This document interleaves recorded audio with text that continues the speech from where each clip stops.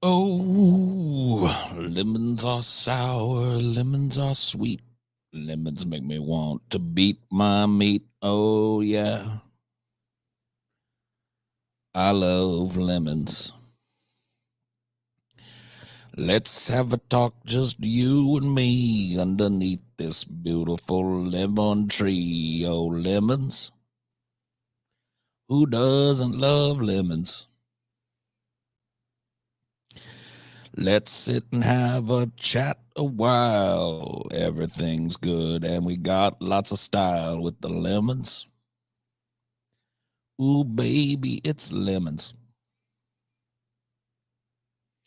Hello, everybody. Lemons. Lemons. Who doesn't love a lemon? I love a lemon. Give me the lemons. Give me all the lemons. I want a number of lemons.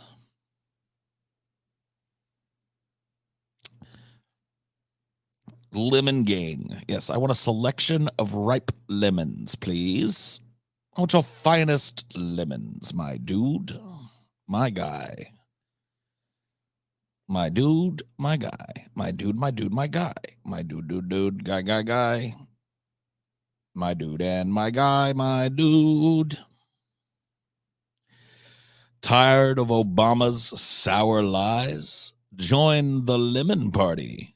www.lemonparty.org. That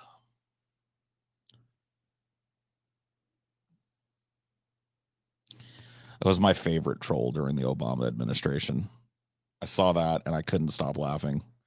Tired of Obama's sour lies, dude.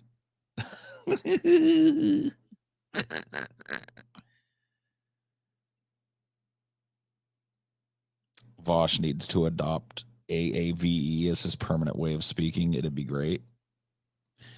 Yo, yo, yo, it's Vosh up in this bitch. What up?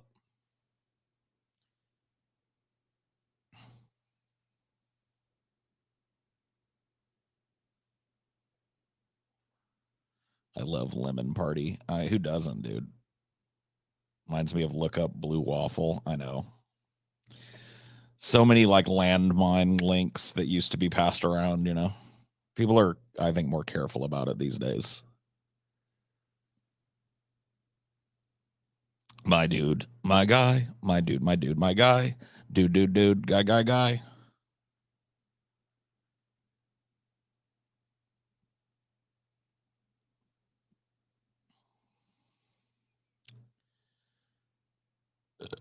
Oh, excuse me. These streams are like a knowledge cream pie straight to the brain. Yeah. I'm gonna get your brain pregnant tonight. All right. You're gonna have my little brain babies. Is the 2000s peak internet? Yeah, probably. Early 2000s is probably when like the coolness of the internet peaked. I'd say by 2010 it sucked. So pre 2010 was, kind of like still a little bit of that Wild West. But the real wild play, the 90s internet was wild, dude.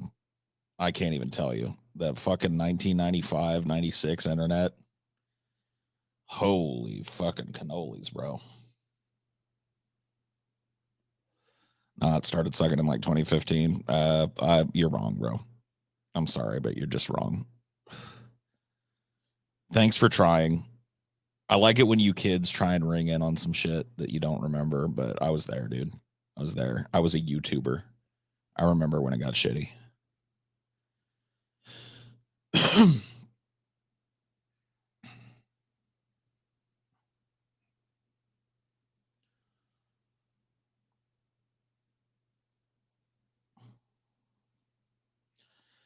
When did search results stop being useful and start being ad funnels? I feel like that was recent. Nah, not recent.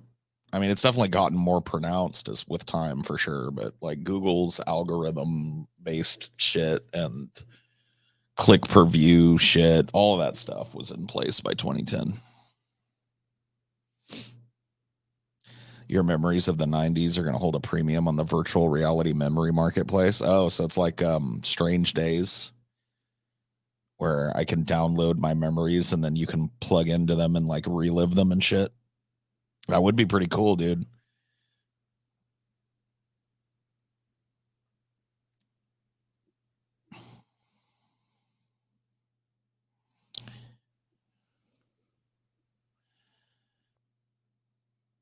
Good old Strange Days. Nobody ever talks about that movie, dude. I never hear anybody mention Strange Days, and it's like a pretty fucking like awesome cyberpunk genre piece. And that like cyberpunk has become super popular like recently with the game and just as an aesthetic. I feel like it's like at its peak popularity right now, but nobody ever talks about Strange Days. Brain Dance, yeah. I mean, like I one of the reasons I love cyberpunk is because it pulls so much stuff from the genre. You know what I mean? Like the whole brain dance sequence is Strange Days. You know,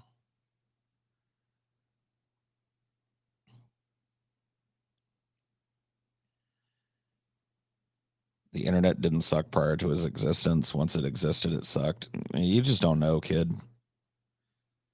You just don't know. Like I'm sorry. I want to like support you in being correct, but you got to be correct, and that's just wrong.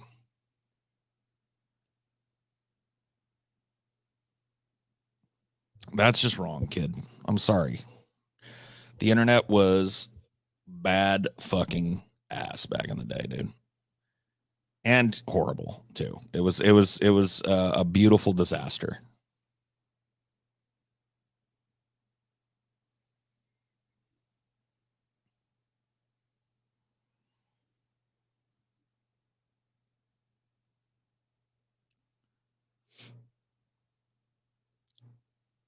My rune scimitar. Oh no, dude. I know what that's from. You're one of these poor kids that got funneled into RuneScape, aren't you? Oh my god. SMH, bro. That rune scimitar shit is RuneScape, isn't it? Am I wrong? Man, you poor kids that had to play RuneScape. I feel bad for you.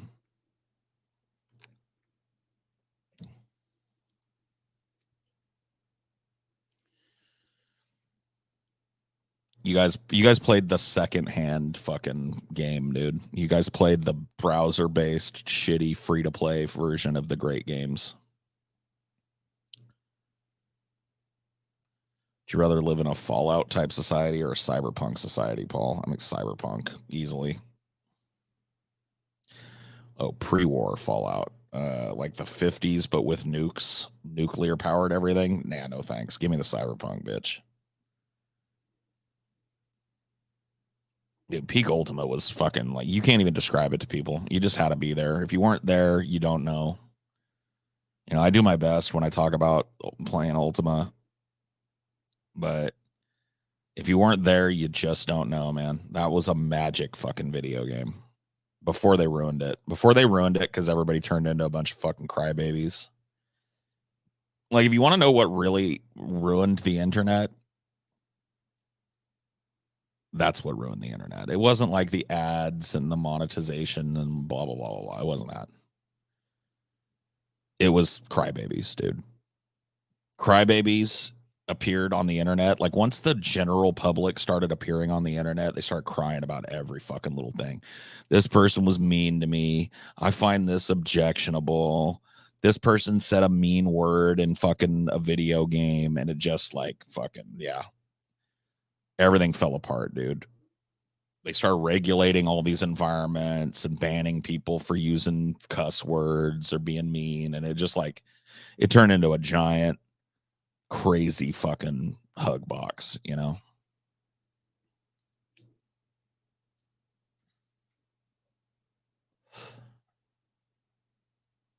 Even Omegle is gone now. Yeah. The internet was better when it was for nerds. Yeah. Nerds, tech dorks, you know, gamers. Like, you know, the early internet was pretty fucking fire.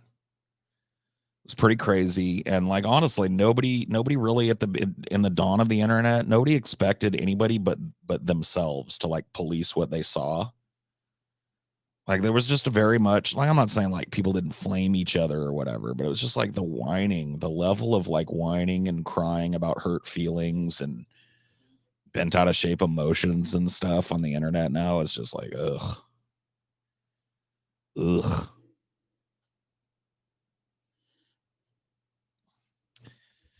Was watching a little bit of the Demon Mama discussion as I was waking up today. I was watching it over on her channel so I could like kind of browse her chat. And it's just so funny to me how like when you're engaged in the chat, like if you were to ask me, I'd go like, that was a pretty nice conversation I had with Demon Mama. You know, I thought we disagreed, got a little spicy a couple times, but ultimately we had a good time. We laughed together. We had fun. We exchanged information. We exchanged opinions. We had a good fucking discussion. You know what I mean? Like that's how I would categorize that.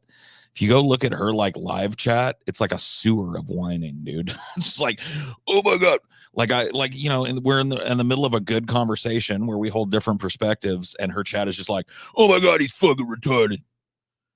Oh, I can't believe Paul is just fucking retarded. You know, it's just like, oh my god, bro, who are you people? Like so fucking mush brained, you know. You freaked out when you made that tanky MAGA hypothetical. Yeah, yeah, yeah. Well, I mean, she said I was a MAGA supporter, so yeah, I freaked out. That's retarded. Like that's absolutely retarded. Everybody was talking over everybody. We're both like, I know Demon Mama and I did most of the talking, and we talked over each other. It just happens in conversation. You got two verbose people. You got to jump in when you can. People have just got to learn to deal with that, bro.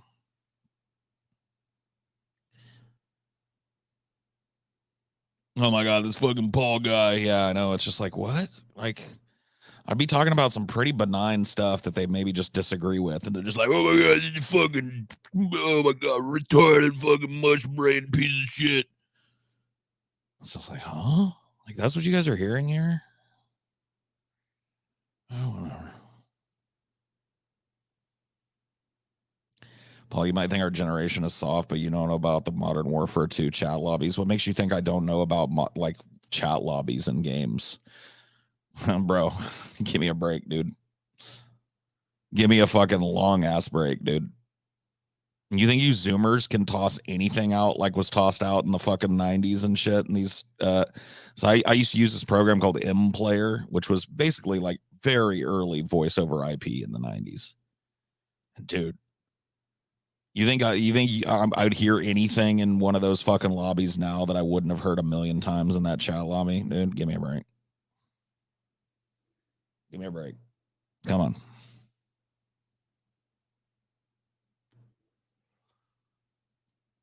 M Player, not N Player. But yeah.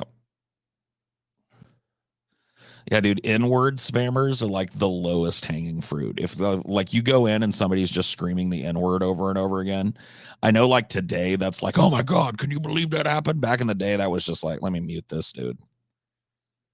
There was always a couple of those guys, you know what I mean?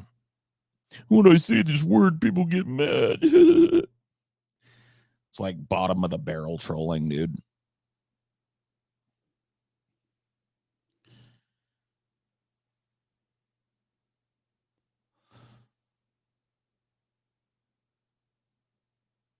Paul, thoughts on the border crisis in Texas? It's something I kind of wanted to talk about because I'm of two minds on it, you know? On one hand, yeah, fuck Texas for thinking it can just like buck federal authority. But on the other hand, with the state of the fucking Supreme Court the way it is now, maybe this is a good thing. Like maybe you know, if nothing happens and Texas just gets away with it, maybe it sets a precedent that other states don't have to listen to the proclamations of this super right-wing activist court. Because now there's a precedent. Well, the court ordered something and Texas said, fuck you, we ain't doing it. And they got away with it. So now the next time they want to put some restrictive bullshit through, you know, California can go, nah. Just remove some of the teeth of this judiciary if that's what we're going to do. Like, I don't know. Am I wrong on that?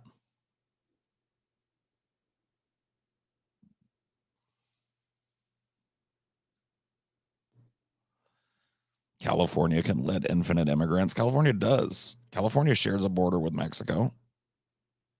Huge migrant population in California. Do you think the federal government will try to cut funding? I don't know. My thought process on this is that probably not a lot's going to happen. I honestly think Texas is just going to get to buck the order. And if that's the case, well, yeah, it kind of sucks for the border, but delegitimizes the Supreme Court a little bit, provides like you know, an impetus for other states to go like, yeah, fuck that ruling. We're not abiding by it. I find it funny that both lovers and haters of Texas are okay with them seceding. I know it's the saddest thing in the world. It really is, dude. Texas in particular, but like the whole South has been doing this forever. And everybody just shrugs about it. You know what I mean? It's just like, okay. Like, you guys want to fucking unanchor yourself from my tax dollars and go it alone? Go for it. I'm all for it, dude. I'm all for a fucking national divorce.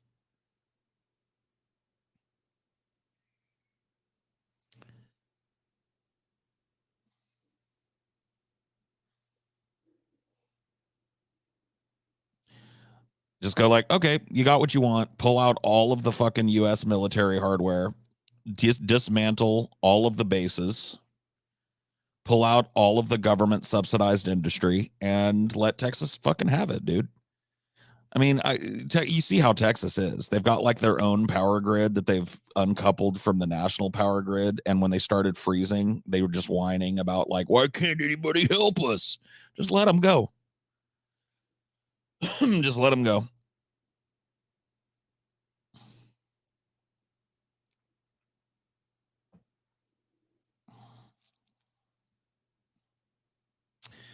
Yeah. Any military installation gets completely dismantled and the material gets moved out. Any federal soldiery barracks in Texas gets moved to another site. All of the vehicles, all of the missiles, all of the air support, all of the defense um, networks, all of that stuff just gets kind of like unplugged, put in the back of a fucking truck, and taken north. Let them go it alone. Like that's what they want. They've been threatening it for fucking my whole life. They've been whining about it, and nobody's cared. By the way, it like back in the '90s when Texas would go like Texas shall rise, everybody was like, "Go," you know what I mean? You guys act like it's like some big threat or whatever that you're gonna walk out of the room. Get out. Send it all to California. I mean, they'd send it all over. Just balance out the rest of the states. Refresh the stockpiles at some of these other military bases in northern states and let the South go. Let them go. See what they do. Like, they don't have the manufacturing capacity to replace any of that shit. We're definitely not going to be selling them any unless they want to pay an ultra premium and get our fucking last gen shit. Good luck. Good luck having industry in a state that's basically just a fucking energy holdover for the rest of the states. Like, that's your biggest industry in Texas is energy. Good luck. Good luck with that. Let them go. Yeah, I mean, if you look at like tax distribution studies and shit, like the entire South is just a giant tax pit. They pay less than everybody else does into the system, and they benefit more from everybody else's tax dollars than everybody else. We've been dragging the South for fucking generations, kicking and screaming along with us, paying their way, subsidizing their shitty fucking governments. Energy is pretty important. Yeah, I agree, but that's the only thing they've got. They've got oil fields.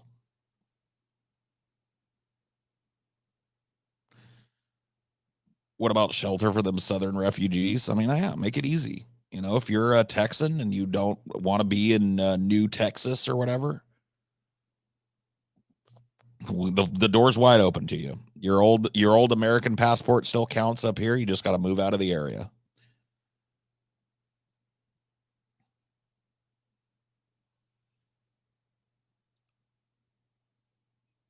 Yeah. Like, they're always telling everybody, pull yourself up by your bootstraps. Let's see how strong them Texas bootstraps are. Let's see what they do. Let's see what they do without federal matching funds. Let's see what they do without any kind of military personnel or materiel. Let's see how they do. No disaster relief funds. Next time a hurricane slams into that fucking Gulf Coast, well, sorry, you guys are gonna have to deal with that yourselves.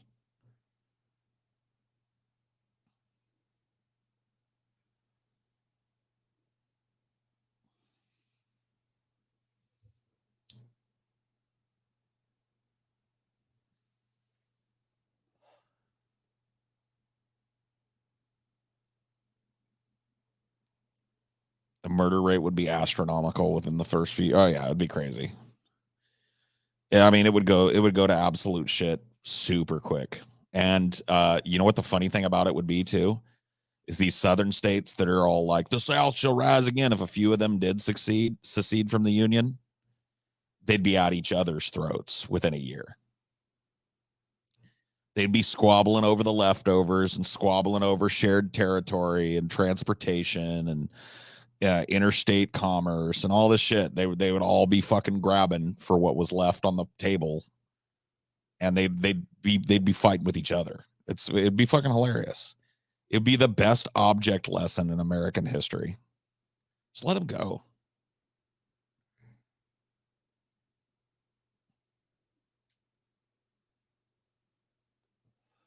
Texas would immediately be occupied by Mexican drug cartels. It already is.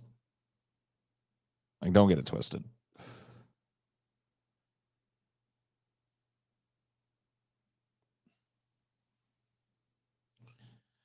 How fast till they reinstate segregation? Reinstate. They never fucking fully got rid of it.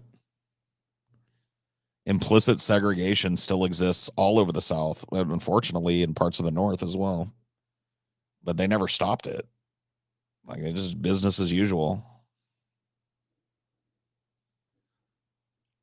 The federal government didn't finish Reconstruction, didn't finish rooting out these bad faith fucking actors and these fucking seditionists and shit.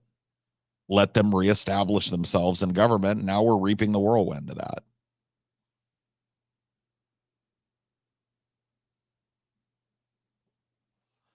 Hey, Paul, what happened to your Ann-Prim sympathies? I mean, we're not talking about Ann-Prim right now. I still have Ann-Prim sympathies. I still think that civilization is a fucking blight on the planet and a blight on the species.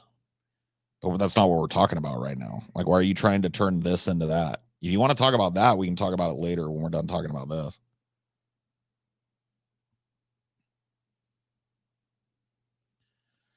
Do you think people are sometimes too harsh on Southerners? No, they're not harsh enough, honestly. That's part of the problem is that we've kind of had this go along to get along mentality with the South for so long, and they do reprehensible shit. And we're just like, oh, it's cute and folksy. Down there, they're doing their own thing. It's like, no, we've been too complacent. We've sat on our hands for too long. We've buttoned our lips for too long. We've allowed them to create functional fucking third world enclaves in America that just suck up all the federal tax dollars that could be used for places that are actually trying to work together.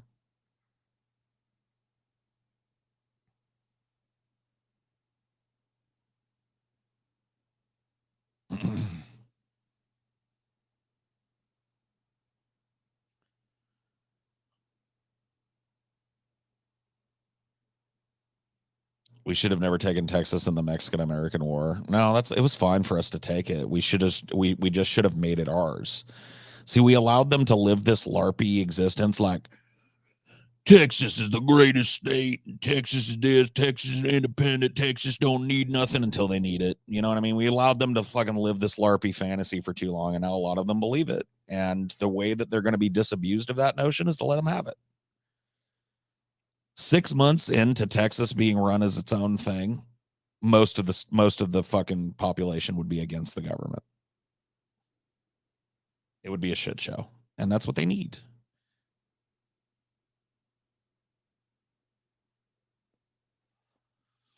You mentioned the South being a tax burden on blue states, but failed to incorporate the and-prem argument that blue cities are massive siphons of resources requiring shipping stations to be built. Yeah, I don't ignore that. We're just not talking about that right now.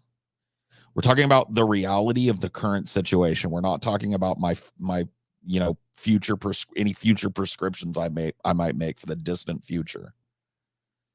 You're trying to crowbar another conversation into this one, and I'd rather not.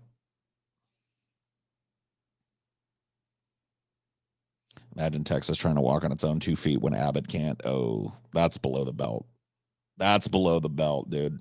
Wheelchair jokes? Come on.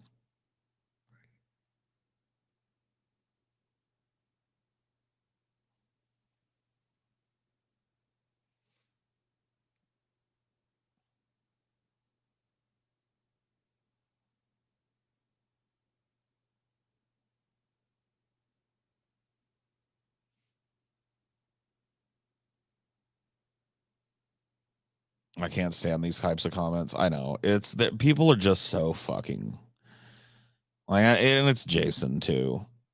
Like, honestly, he loves to like put a speed bump in the conversation. But it's not just him. He's definitely acting like a lot of chatters act.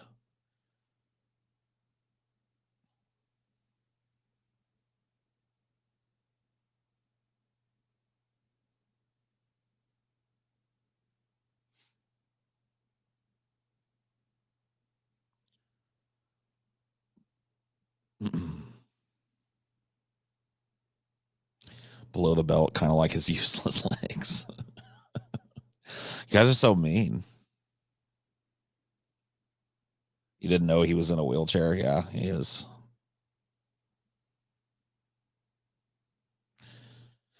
Paul, you're talking about X, but what about Y? Hypocrisy much? I know. Big brain fucking takes from Jason, as always. Giant brains. A big giant brain.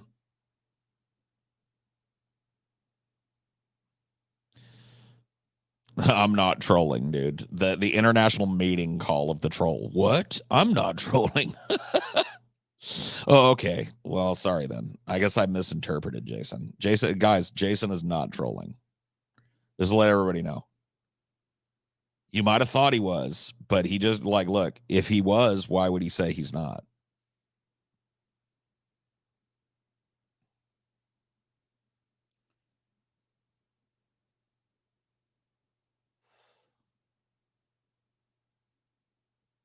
Calmer than you are, dude. Calmer than you are. That's me in the corner.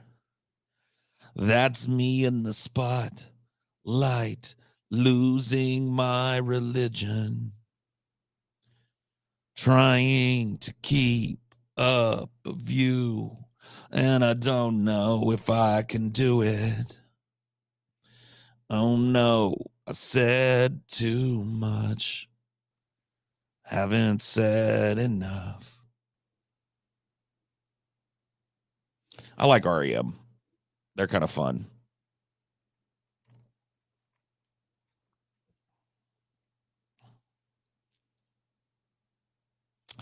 Oh, life is bigger, bigger than you, and you are not me. The distance we all go to, the difference in your eyes.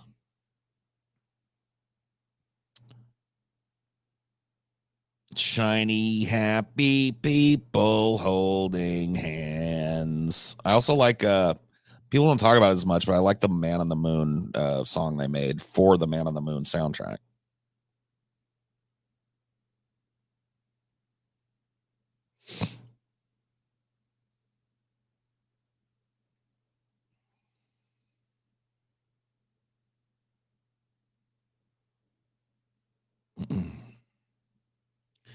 I like a lot of boomer Gen X music. Me too. I mean, I grew up in the Gen X music era, and boomer music was fucking awesome, man. Love disco. I love funk. I love soul music. I love American jazz. I love all of that shit, man.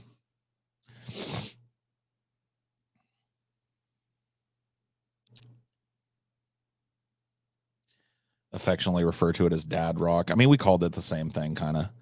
Like dad rock for my generation was like AC/DC, Pink Floyd, a lot of good stuff, honestly. But yeah, I guess now dad rock has become, all the alt stuff that was in the 90s.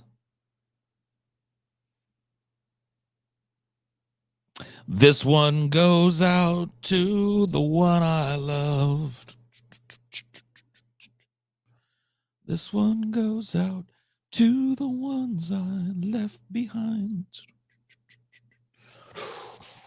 Simple plot to occupy my time. This one goes out to the one I love. Liar.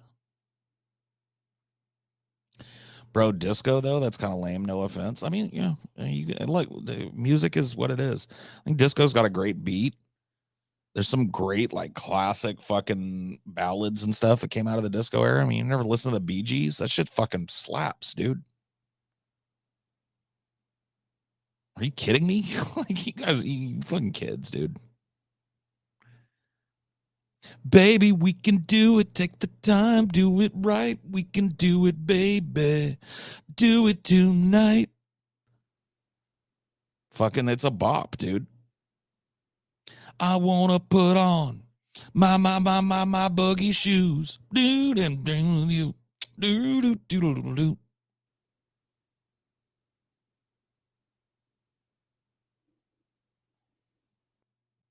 You can tell by the way I use my walk. I'm a woman's man. No time to talk. Music loud, women warm. I've been kicked around since I was born, but it's all right.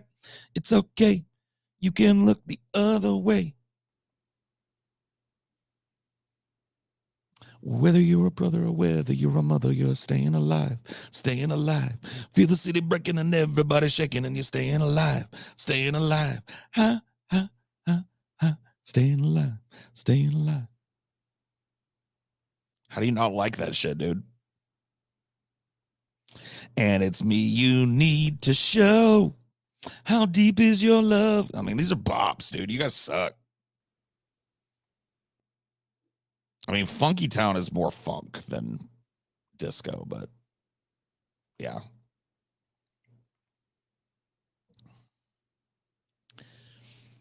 Living in a world of fools, breaking us down when they all should let us be. They belong to you and me. Do do do do do.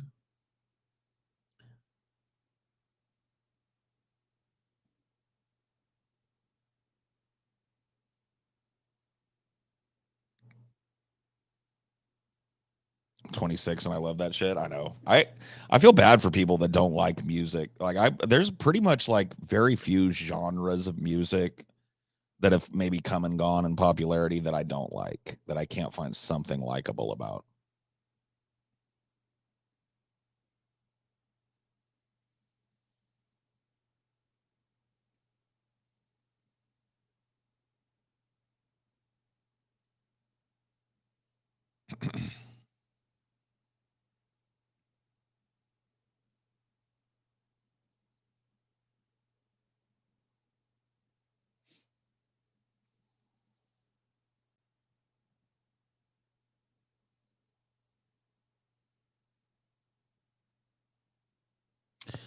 Dude, Tejano music, corridos in general, like there's a lot of people in the area I grew up with that hate that music because it's loud and boisterous. But if you ever go to a fucking cookout with Mexican people and they're playing some fucking Tejano, dude, that is one of the best musics to fucking chill and drink a beer to, smoke a joint to, and just fucking party.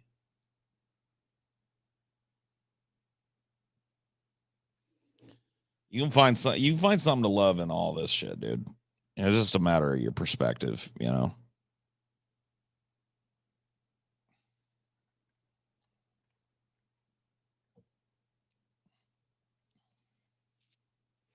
music about some cartel war crimes. I know. When you listen to them, they sound kind of like sad and sweet, but if you actually translate them, it's like talking about cutting people's heads off and leaving them in the desert and robbing old ladies and stuff. It's crazy.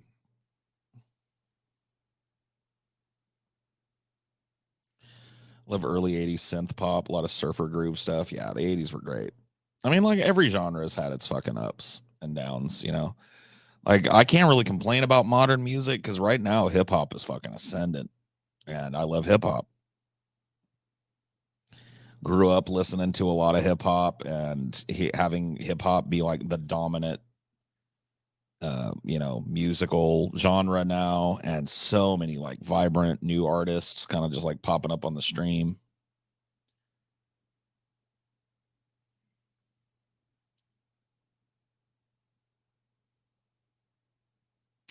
La la la la la la la la la la. Cat Stevens, love Cat Stevens. Cause a lot of good people go bad out there. Do do do do do do do do do do do. Ooh, baby, baby, it's a wild world. Do do do do do do do. Hard to get by just upon a smile. Do do do do do do do. Ooh, baby, baby, it's a wild world. And I always remember you as a child girl. I've been happy lately, thinking about the good things to come, and I believe it must be somewhere to run. Riding on the peace train, peace train, take this country, make it love again.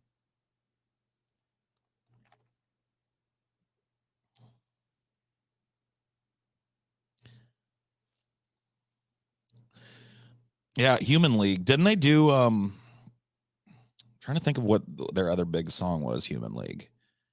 Is it Human League? No, it's not. I was gonna say I thought they did the Eye in the Sky, but that's a different band.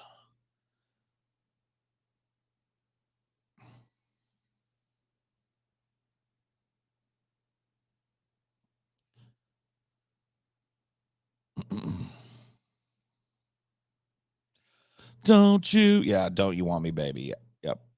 What a cool song. I was working as a waitress at a cocktail bar. That much is true.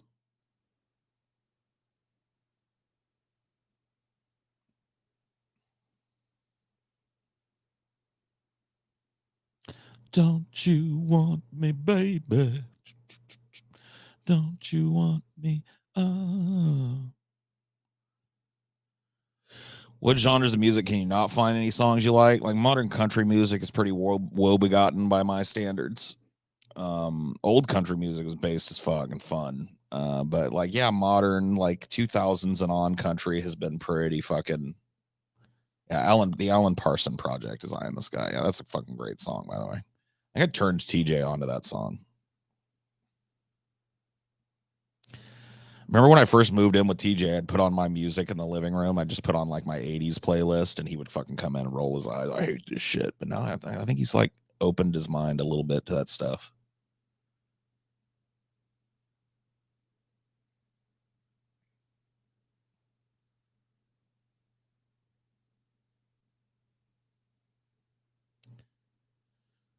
Doom, doom, doom. If you're playing Nintendos, Segas, and PlayStations between 1983 and the mid 2000s, you might be a sleeper Japanese jazz fusion fan. Those composers were all listening to T. I don't know. I don't know any of those bands.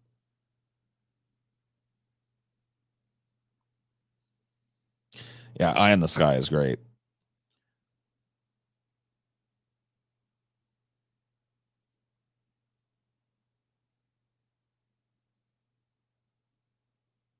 Hurtful words are easily said. Don't let the fire rush to your head. I've heard the accusation before, and I'm not gonna hear it no more. Believe it, the sun in your eyes is most of your lies worth believing. I am the eye in the sky, looking at you. Ooh, I can read your mind. Coworker blasts religious music. One song called "Let Me Tell You About My Jesus." I like some old, like, I don't know, like some of the old kind of call and response Baptist hymnal type of songs that took off. Like I think some of that old stuff is pretty good, honestly. But yeah, like modern kind of like church praise worship music or whatever is another one where it's just like sappy and soulless to me.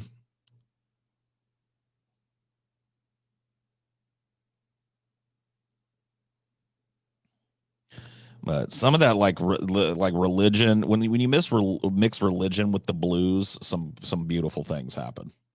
There's some fucking real moody, bluesy religious songs, like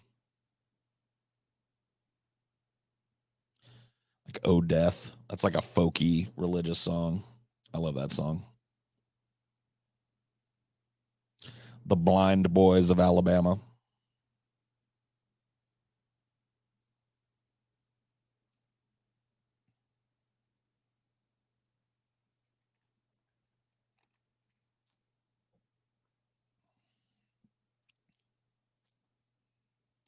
Yeah, "Oh Brother, Where Art Thou" types of spirituals. Yeah, I've never been a fan of U2, honestly. They got a couple of songs that I think are tolerable, but I don't know. I was never a big U2 guy. Religious music slaps, period. Yeah, I beg to differ, bro. Beg to differ. Maybe you need to go to like a modern Christian church and let them play like one of their like sappy "I Love Jesus" rock ballads or whatever, and then make your mind up about that. But yeah, like religious music, like the chamber choir stuff is all real moody and nice.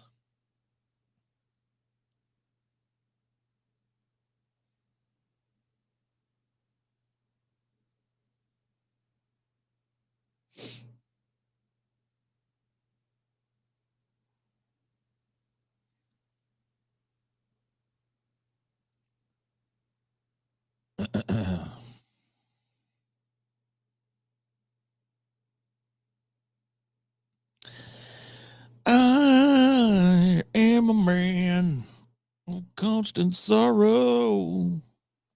I've seen trouble all my days. Paul, you give off heavy southern vibes. Well, the area I was raised in is pretty fucking southern. And people think California is all just like beaches and surfers and stuff, and it really is mostly farmland. So, I'm very like southern aesthetic. I mean, both of my parents speak with pretty heavy southern accents. Raised in a farming community, got a little bit of the South in me.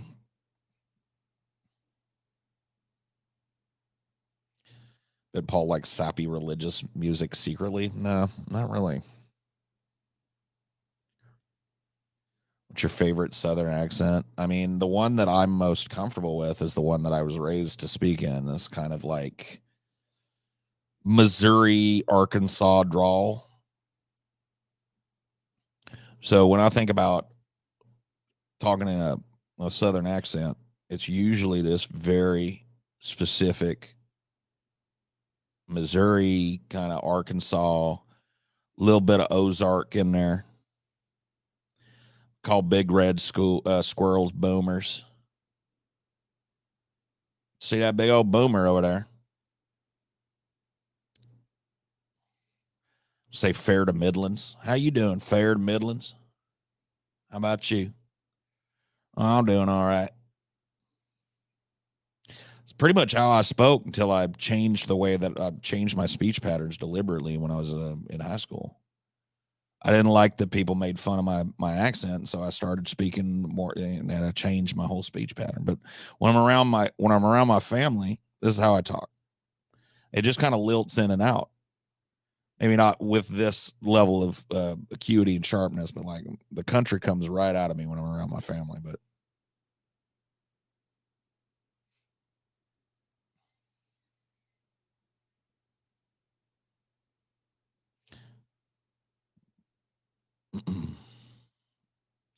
California was settled by redneck bandits who stole it from the Mexicans. Definitely got a country streak. Oh yeah, I mean, and then you look at the Dust Bowl. Tons of people from the Midwest and South made their way to California and settled in it. Is that hillbilly area in GTA real? Yeah, for sure. Like that hillbilly area in GTA is meant to be representative of parts of the Central Valley of California. And absolutely, dude. Trailer parks, as far as the eye can see, big white trucks with Trump flags on the back of it. What do you want?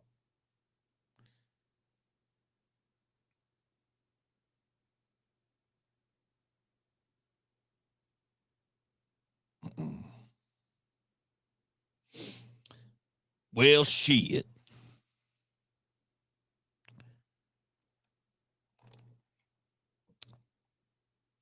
Well, it's still very comfortable to me. Like if I wanted to, I could. It would take a little bit of like forward thinking, I think. But if I wanted to put this back on and just have this be the way I talk, I could do it for the rest of my life. It's as natural as like apple pie to me to speak this way. I don't even really feel like I'm putting on an accent. Maybe a little bit because I've worked so hard in my younger years to shed this accent and to adopt a more like generalized California aesthetic to my accent. Work very hard. But if I just have there's no reason for me to make the decision to like talk like this and to go through the kind of like adjustment period it would take for me to really get back into it. But I could do it easily. I mean, it wouldn't take me long. You blend in with them when necessary. Yeah, it's true. He's an amazing atheist, also from California. He's from all over. I believe they did a lot of their growing up in Louisiana, if I'm not mistaken. But yes, they did live in California for a while.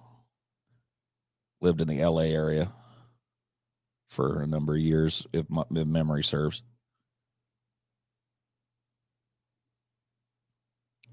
The accent definitely comes out every now and again, at least for single words. Yeah, I mean, you can't hide it completely. And other people that have a twang, as we call it, will call it out in me. It definitely happens for sure. Wikipedia says he was born. I don't know if that's true. Maybe he was born there. I don't know. I know he didn't spend the balance of his like childhood and young adulthood there. Fresno hillbilly. We don't quite call it Fresno. That's a little country.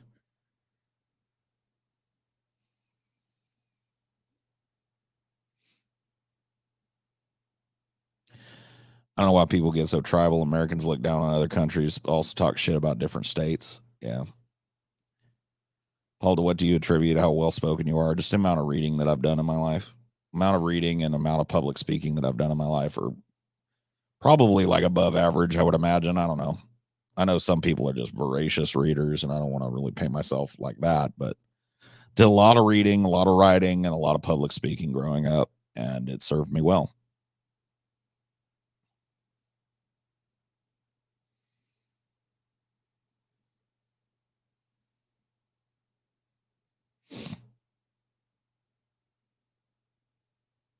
Louder than two skeletons fucking on a tin roof. Yep.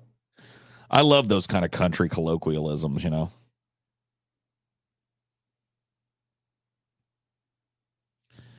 I think they, Southerners, one of the things I like about it is that they enjoy their language, man.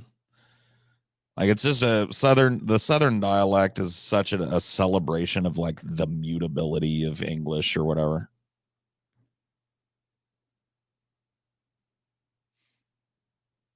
Like English is just so malleable and so changeable and in constant flux. Matter than a one-legged rooster and an ostrich race. Yeah.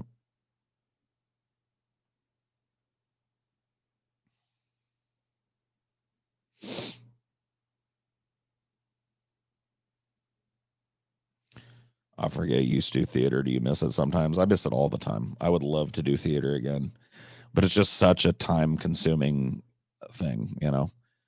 I have a lot of obligations in my life, both with work, inside and outside work, and I'm also like, looking to move out of the area that I'm in, and I'm kind of on the move quite a bit, and all of that works heavily against me doing a community theater, unfortunately. You really have to like give 100% of yourself.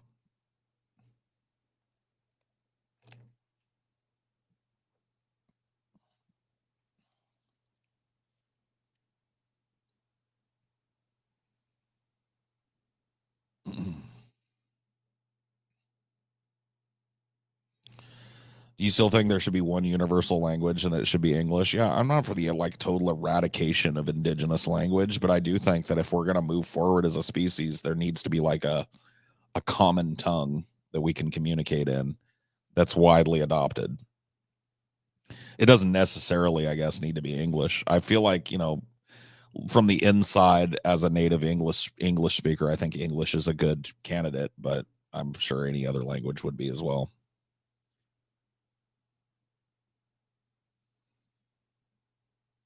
Let's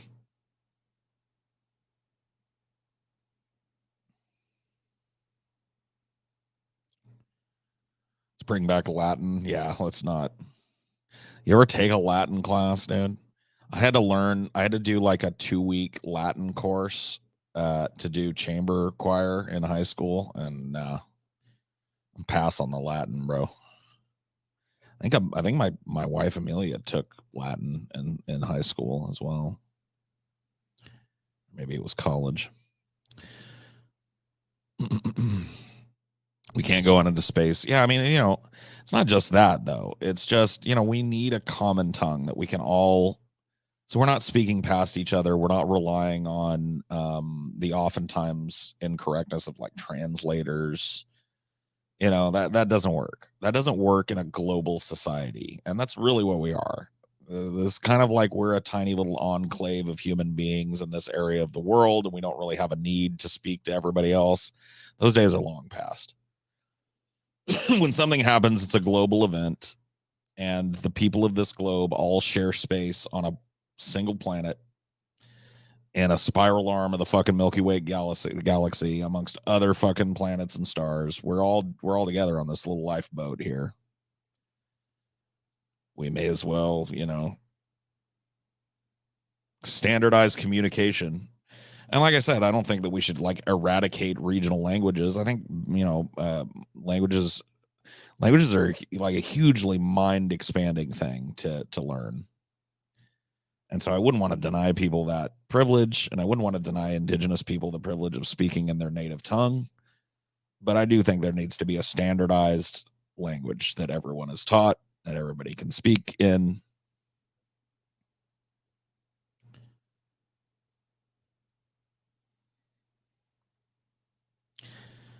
Careful, Paul. People will think you're a globalist. I am a globalist. I think it's silly that humanity is still divided into these little enclaves on this planet, especially facing the fucking extinction level event that's looming on the horizon.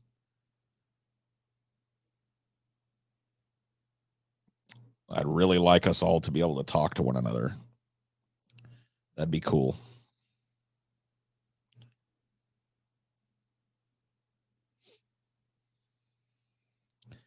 Most young people in the world can speak good English now compared to older generations. Yeah, that's true. I mean, it's what I'm talking about is happening slowly but surely.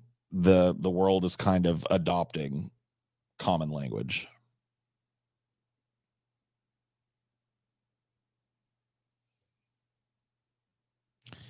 How do we go about determining what language gets to be the one we all have to learn? I don't think we get to determine it. I think it's just going to happen. Like I said, I think it's happening now. Like, I don't think necessarily there's going to be some big global government organization that has to. I think it's just happening. Like the chatter earlier said, young people are more and more, no matter where they grow up, more and more learning to be bilingual, speaking their mother tongue and English. And so I think it's just happening. I embrace it.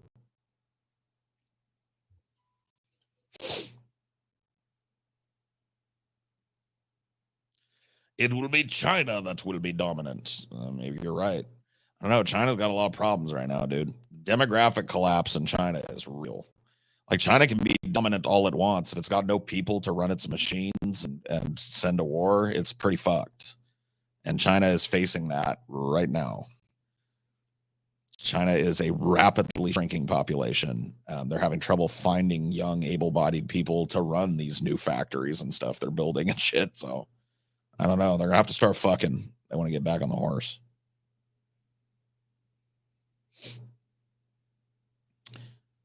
Paul, your movie, I think even takes are so based. The Hateful Eight is so damn good, as is Unfriended. Yeah, I'm kind of actually shocked that TJ doesn't really care for Hateful Eight. I want to dig into that with him. I want to find out like what is it about a Hateful Eight that kind of like makes him uninterested. Because to me, it's like so like I love that tension. I love it when disparate personalities are forced to occupy a small space together and forced to like come to accord with one another in one way. It's just such a tense kind of setup for drama. Everybody's fantastic in that movie. Name me like one person that's in that movie that's not great. You know, I'll wait. Oregon can't talk long. I loved your discussion with Demon Mama and wish she wasn't such a Luddite with AI. You know, that's another thing is like perceptions of AI are going to change with time. You know, she even admitted to that at a certain time in the future and at a certain level of complexity, AI is indistinguishable from a mind, and we're going to have to start talking about treating it that way.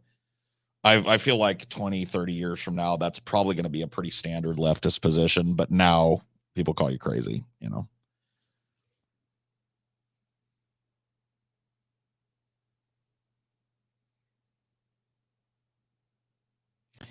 I mean, there as much as people might not like it, the AI genie is out of the bottle and it ain't going back in. You know what I mean? It's out. It exists now. It's being used widely in multiple different fucking industries. It's being used widely by average people. It's already part of the culture. It's already the part of what we do, and it's going to get better and better and better, more complex. And at a certain point, people are going to have to start going like, okay, well, we're dealing with a mind here. We're dealing with, a life form, a sentient life form, non-biological life. I firmly believe that is going to be the position of leftists 20, 30 years into the future. But most of them are boomers on it now. They're too caught up in their like LARPy anti-corporate revolutionary shit to understand that like the corporate genesis of these are being built, it doesn't really matter. Like corporate or not, sentience, in my opinion, has already been achieved, will be achieved in the near future to everybody's fucking satisfaction. And when it does, we're going to have to deal with it. You know, we're going to have to deal with another species on this planet, another intelligent species. And I feel like, man, we really ought to start working on that now. But most people are, like I said, 20, 30. I really feel like that about most people.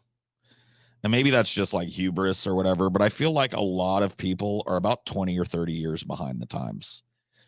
Like, I feel like people are good about looking at now and reacting to it. But I feel like when you ask a person to extrapolate now into the future or to trace the etymology of now into the past, they can't do it. They can't tell you how we got here, and they can't tell you what the trajectory is. But they can tell you why everything now sucks, you know? It's like, all right, well.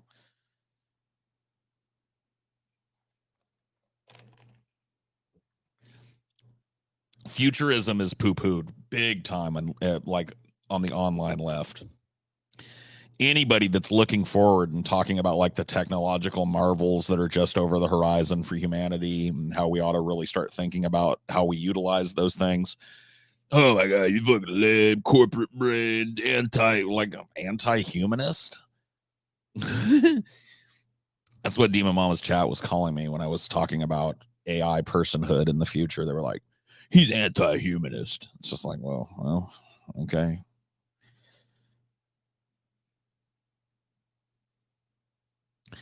See if Mama can tell the difference between artist and AI art. I mean, if we did a bunch of abstract art like TJ did, it would be a crapshoot. She'd probably get statistically about 50% if her guess is right. because it would be a 50-50 guess. These people act like that all AI art is just like these meme images that are being made with the fucked up hands and stuff. Like they act like that's all AI art. And I've seen AI art that's fucking super complex, has a super strong artistic voice. I think people are just being they're dragging ass on this. They're being boomers about it, you know? And I think I will be vindicated in the coming decades. But for right now, I'll be the village idiot for now. You know what I mean? Until I'm no longer the village idiot. Until the way that I think is completely and utterly adopted by thinking people. And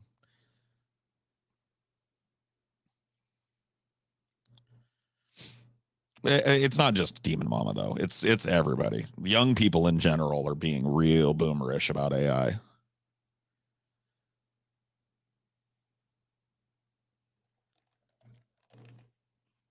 I gotta pee. I'll be right back. Hang out.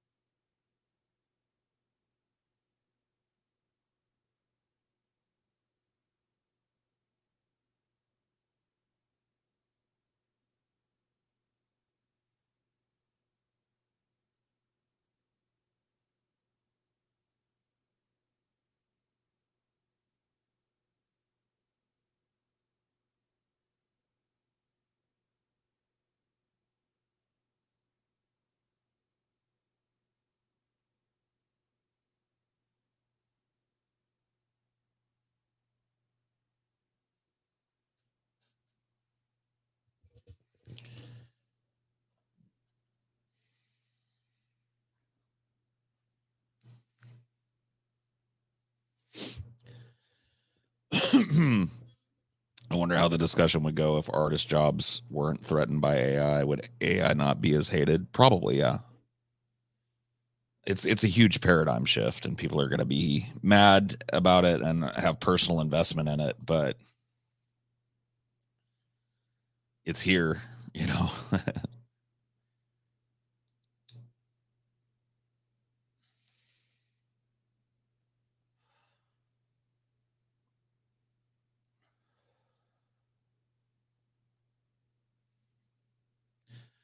You can't say BLM without some unnuanced idiot going, so white lives don't matter. I know. People are very simplistic. Like arguments, I feel like have like it was like the AI argument I was having with Demon Mama last night. I love having existentialist arguments. I love extrapolating. I love having futurist discussions with people.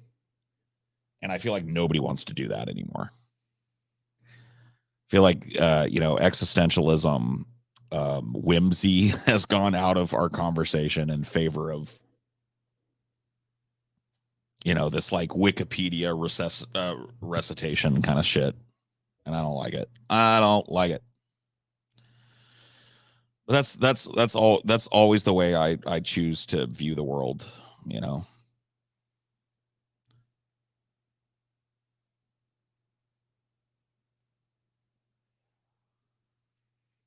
Yeah, I mean that's why I made the comparison, this AI art comparison to the movie kind of revolution in 1920s, 1910s. when these little movies started popping up, and everybody was saying, "Oh, this will be the death of theater," and they're putting theater workers out of work, and they're putting they're closing down these community theaters to open up these big movie houses and blah blah blah blah. You know, but none of that complaining and none of that whining stopped the industry from changing with technology, and artists embraced it and accepted it as a tool, and now movies are one of the most popular uh, uh, easily consumed artistic endeavors on the planet.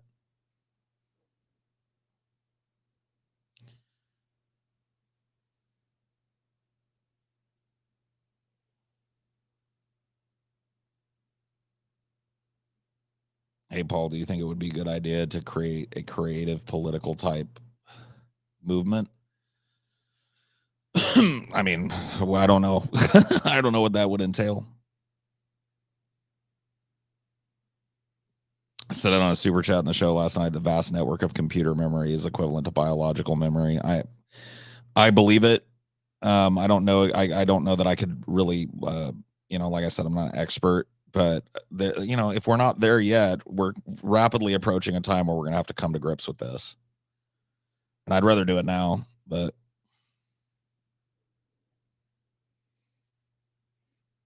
Paul, do you think Kulinski would school you in a voting debate? I already had that debate with Kyle, and I don't think anybody said anybody schooled anybody. I went on, like, a lot of people don't remember this. I went on Crystal Kyle and Friends and had a long ass fucking discussion with Kyle about the efficacy of voting and vote blue no matter who, and support for the Democrats and ways to impinge upon the Democrats' control on the leftist sphere, blah, blah, blah, blah, all that shit. I don't think anybody pwned anybody. It was just a good conversation. So no.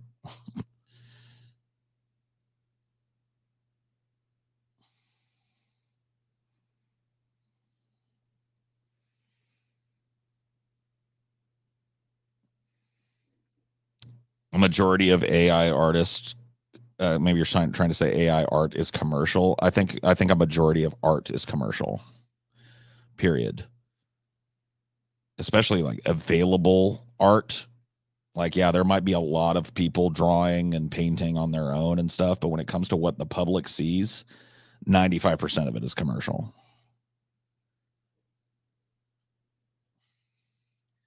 Movies, music, album covers, fashion.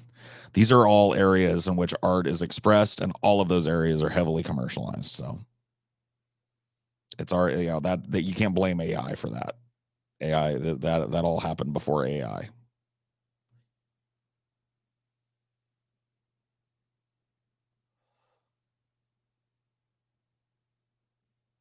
It's maybe a hot take, but it's just my opinion. I think Kyle is slowly turning into a neolib. I don't get that. I don't get that vibe off of him, but whatever. I really don't get that vibe off of him. I think that, like, people that hold Kyle's position, and to maybe to compare, like, pretty close to Vosh's position, people that are in those positions right now are having a crisis of ideology, because they're watching the fruits of their prescriptions play out in real time. They're watching Palestine being completely and utterly bulldozed to the ground and bombed to oblivion, people being herded into small areas and bombed, and they're watching all that happen at the behest of their party, their political prescriptions, and they don't know really how to do it.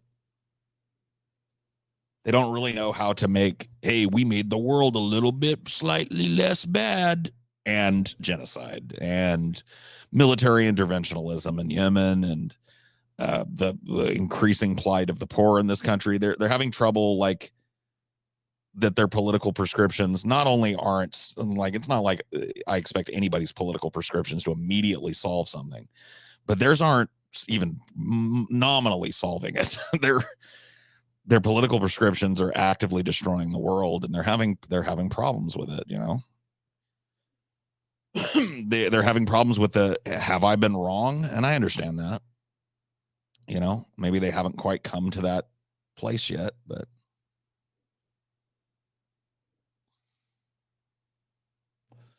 But as people mince up their arguments more and more to make little jigsaw pieces that they can fit into other arguments and recontextualize to make it look like a win, as that happens, arguments get more and more liberal.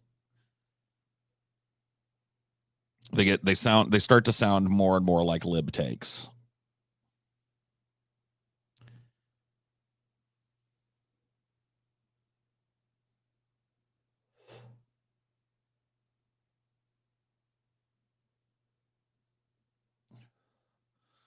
Paul, what's your thoughts on how we change things for the better? It feels like now a majority of America, frankly, too stupid to realize they're being screwed over and just suck it up. I mean, it's the same prescription pretty much everybody will give you. Involve yourself if you can. If you're politically passionate, speak your mind as much as you can. Let your voice be heard. Involve yourself in these political communities because despite what a lot of people say, there is virtue in discussing your politics with like-minded people and hashing out the differences that you may have. That's a very useful thing, not just for the people watching, but just for you. Being exposed to contrary opinion is an embiggening thing. It embiggens a person, in my opinion.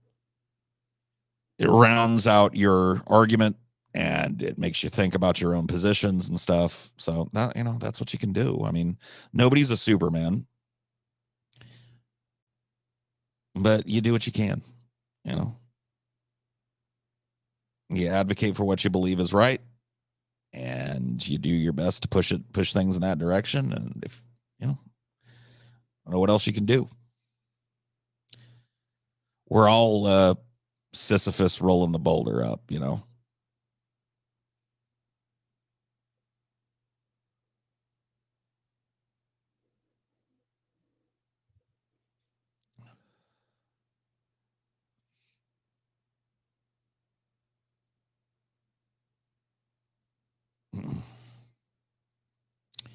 Yeah, and it doesn't even really necessarily have to be overtly political. Get involved in like a mutual aid organization. Get involved at a food bank, Those are not overtly political places. They're not really places where you're going to get to exercise your political prescriptions, but you will be directly helping a person. You'll be providing food packs to people that don't have food, to families. I mean, that's a good. And that does make a difference in your local community and statewide and nationwide.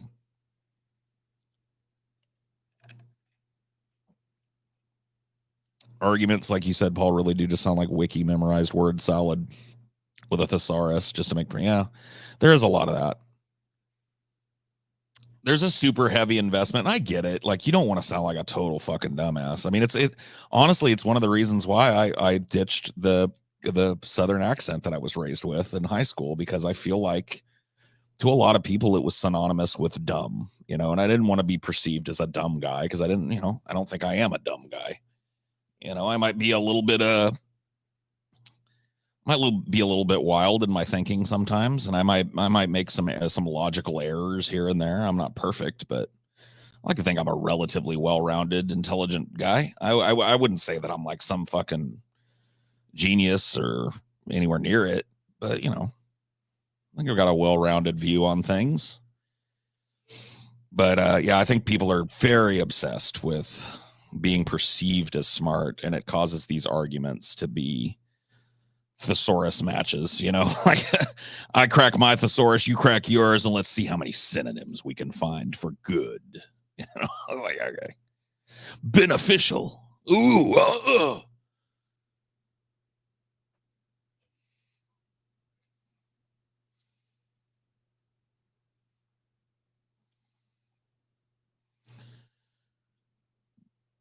People born and raised in Cali have Southern accents. Absolutely, yes. I mean, like California has some of the most heavy immigration turnover of any state in the union.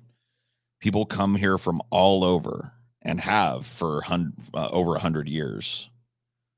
So, California has everything, dude. Like, you will find enclaves of immigrants in California. So, like, the area that I grew up in addition to having a huge migrant population from Mexico, Central America, South America, had a huge Indian population. So tons of Indian people settled in the Central Valley. A lot of them are working in the medical field now in the Central Valley. A lot of doctors, nurses, physicians' assistants, dentists, optometrists, those types of people in the area that I grew up. You're largely, if you're looking for a doctor, you're going to read a lot of Indian names, right? So there's a lot of Indian culture in the part of California I grew up in. Not necessarily where I grew up, but not far from where I grew up. There are huge enclaves of Asian immigrants. So, like, there's a huge Hmong population in Fresno. Fresno is one of 3 or 4 cities where, America accepted refugees, Hmong refugees, and they settled in a lot of places. The Central California was one of them. Indians from India, yes.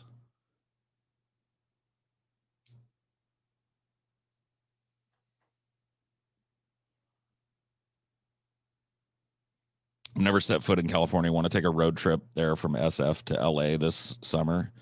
Any pointers? I mean, you will most likely be traveling on Highway 1. Be advised that Highway 1 is closed between San Francisco and LA at a couple of points due to damage last year. Storm damage washed out part of Highway 1 because it literally rides the coast. So you may, if you're planning to go between the Bay Area and LA, you will have to take a pretty long detour around. And it will likely be through the Central Valley. So, but Highway 1 is beautiful. You will see things that look like right out of like a fantasy movie. Just like it's kind of hard to drive sometimes on Highway 1 because you'll round a corner and you're just like right on the edge of a sea cliff overlooking this beautiful expansive ocean as far as the eye can. It's just a lot of beauty on that road. Get ready for road rage. I mean, yeah, if you're going to be driving in LA, especially LA drivers are very aggressive. California drivers in general drive aggressively. Like, I'm a more aggressive driver, I think, than people that were born out. You just kind of have to be safe. So keep that in mind.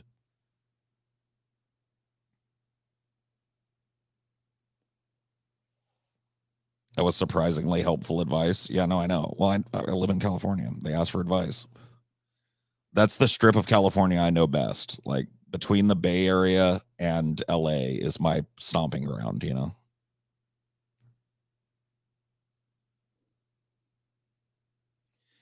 Yeah, I would just check and see where the Highway 1 construction closures are and plan yourself a nice little excursion out into the valley or maybe up into the mountains and around.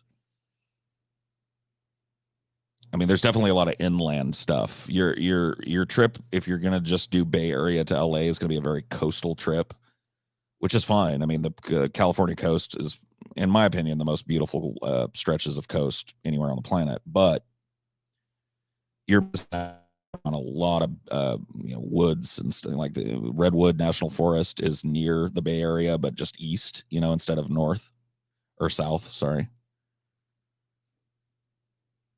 So Yosemite is pretty much halfway between, maybe not halfway, maybe a quarter of the way from San Francisco to LA. If you detour through the Central Valley, you go up into the Sierras and see Yosemite.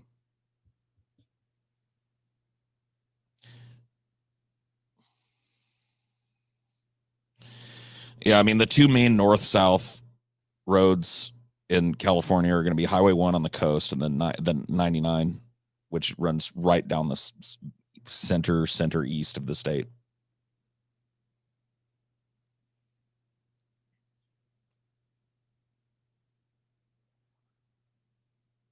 Yeah, the California public beaches all have shark netting because great white sharks do exist in pretty big numbers off the Pacific coast. So when you go to a California public beach, you don't have to worry about Jaws coming to get you because they install shark netting. It's like a really firm net that doesn't get wildlife trapped in it, but just prevents them from coming close to Yeah, 99 doesn't have a great view. It does if you go to the extreme north or the extreme south of 99. But yeah, 99 through the Central Valley is just a lot of farmland, you know.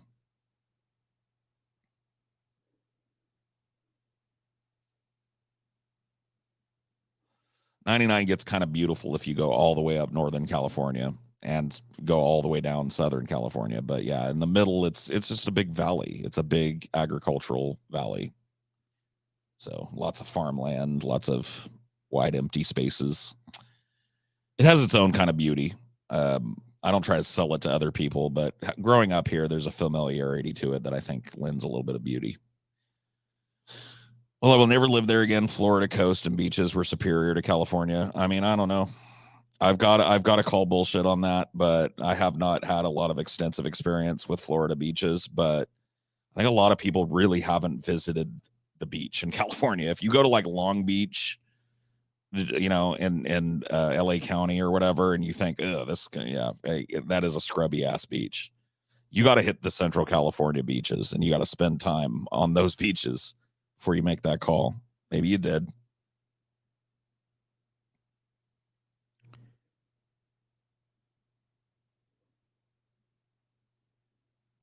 I mean, redwoods are humbling, you know, just so massive. You can look at pictures of it, people standing by them, and get an idea. But when you're actually standing under the eaves of one of those fucking giant ancient trees, it's like, holy fuck, I am a booger on this planet. You know what I mean?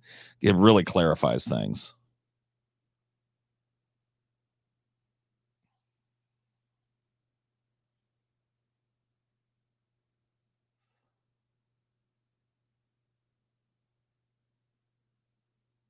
I live in Redding and Chico. Okay. Yeah. I'm not super familiar with those areas, but I've been through there. Once convinced two 19-year-olds I was God at Venice Beach. Cool. Saw a cross section of redwoods at the London Natural History Museum. Humbling is certainly a word. I mean, yeah, I've stood underneath the General Sherman tree, which is the largest organism on planet. Well, I guess not. There are some fungal organisms that are huge, way bigger.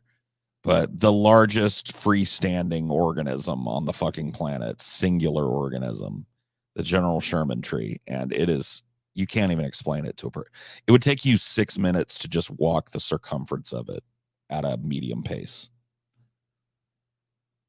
It's unbelievable. Like, you don't know until you've been there.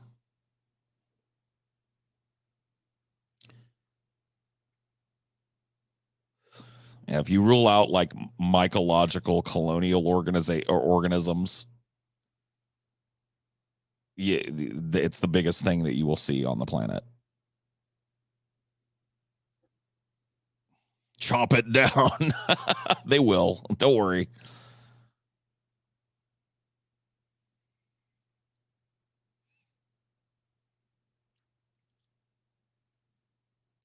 Can't remember the type, but there are trees that which grow out to what us looks like mini trees, but it's a forest. Yeah, I know what you're talking about.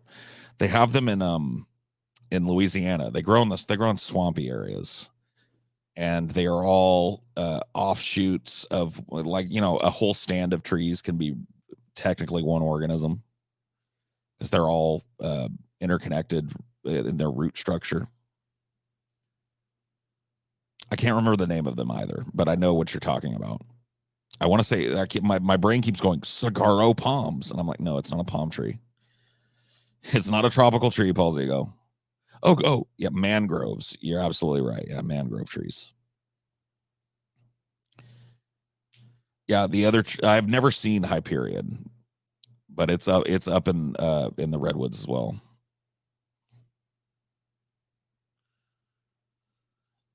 Fire season about to be fucking nuts this year. I don't think so.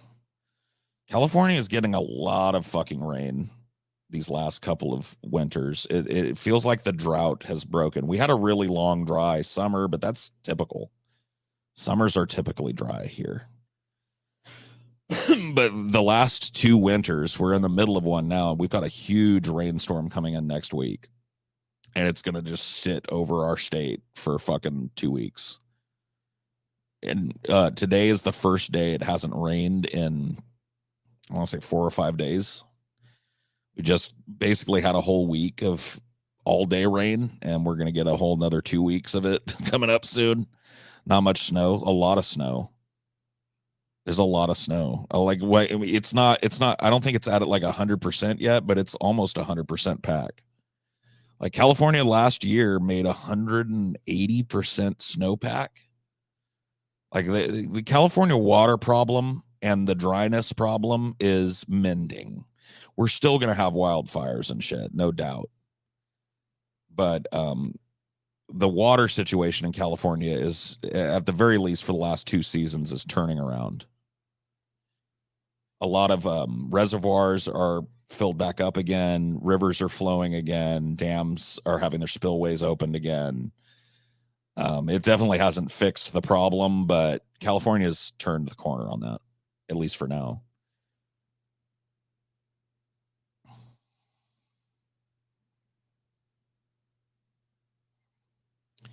Paul, you should crowdfund your RV. No, thanks, guys. I don't like the idea of doing that. I guess if I was gonna like rebrand and I was gonna be like, hey guys, look, I don't want to do this like political funny guy commentary anymore. I'm gonna be like a travel blogger, and I'm going to vlog my way through the United States and stay in different types of wilderness and do vlogs and hikes and stuff. It was like if I was doing that, maybe, but no, that's not my plan. It will be neat to do ideologies sitting out in the woods, with my little campfire. But I don't have any plans on doing like travel vlogging in any serious way. I might do it, I think it'd be cool. I'd like to film some stuff and then release it once I've moved on, because I really don't want somebody showing up in the area I'm at. So just film a bunch of stuff for a couple of months while we're staying at this campsite or whatever. And then once we've moved on to the next place, release all those videos. It'd be kind of neat.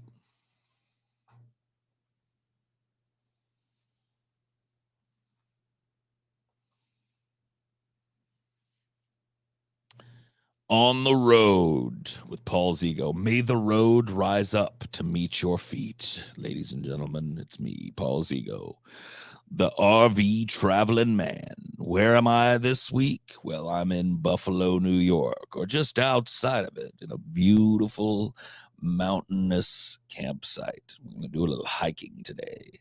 Hike. Hey, Robin, you missed out on a whole era of ideology, because the last place I lived in, I lived on a big, like two almost 3 acres of just totally unimproved wildlands, and I would make big fires and we'd sit out in front.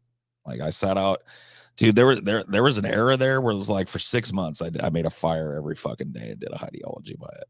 That was good stuff. It's definitely chill. The ambiance is nice. I love doing outside streams because you can hear the birds and the insects and the wind and all that. I think that adds a little some.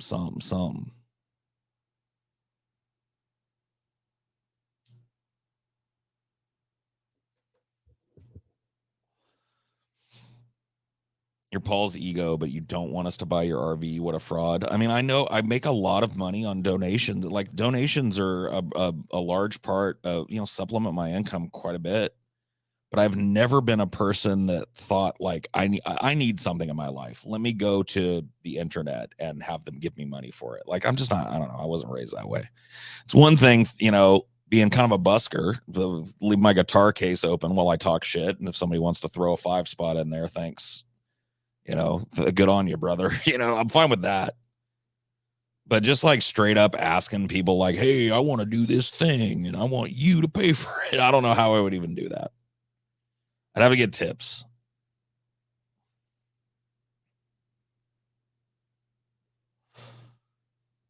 I don't know if I want to live in North Dakota, Mr. Naughty Priest, but I definitely want to visit. So if this RV thing does happen and we end up like, hey, we're going to go spend a couple of months in North Dakota, I'm going to hit you up, Naughty Priest. No joke. I want to have a beer with you, dude. I'll come to you. Because if we do this RV thing, we're gonna be towing a little car behind it. So I'll get in my little car and I'll come to you. And you can give me your hospitality. You can invite me into your domicile and give me a beer. We got to do it, Naughty Priest. You and me, dude. We might even suck each other's dicks. Who knows what'll happen? I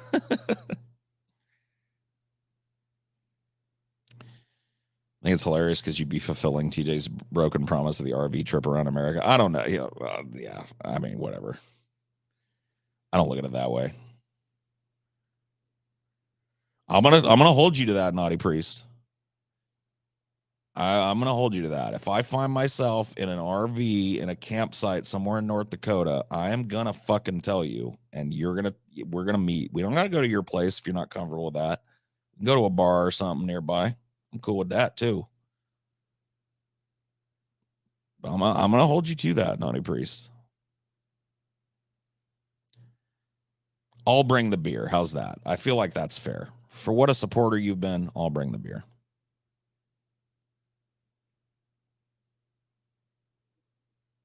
And I'll buy the pizza.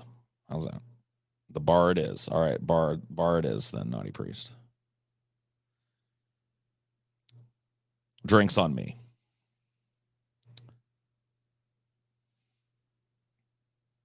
Hit the club. Go ahead, get gone with it. Come to the back. Go ahead, get gone with it. VIP. Go ahead, get gone with it. Drinks on me. Go ahead, get gone with it. Let me see what you're twerking with. Come on, look at those hips. Make me smile. Come here, child. Dun, dun, dun, dun, dun, dun, dun, dun, dun. Yeah.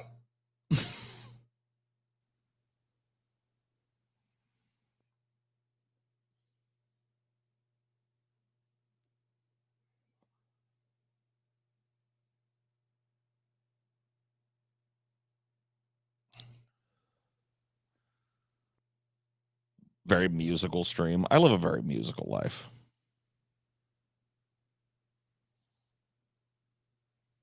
Mother fool don't know how. Yeah. Let's keep it moving. I'll pick up the slack. Yeah.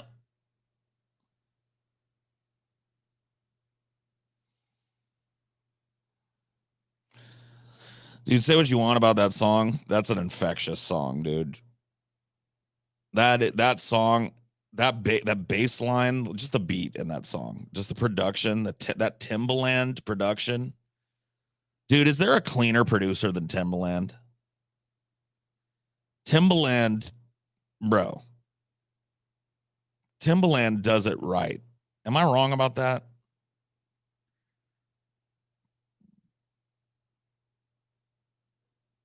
I think Timbaland is, dude.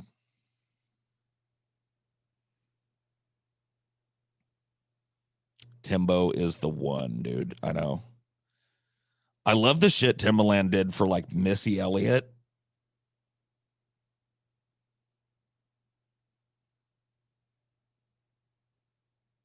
Like the Missy Elliott Timbaland shit is so fucking good.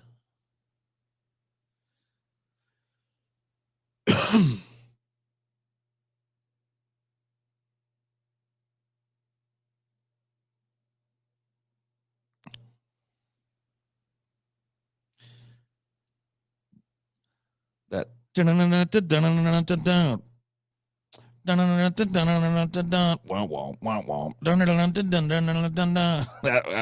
that Missy Elliott song. Get your freak on, get your freak on. That song is fucking crazy.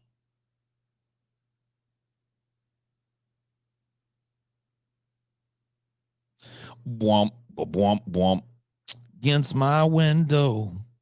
I can't stand the rain. Do do do do boom boom boom.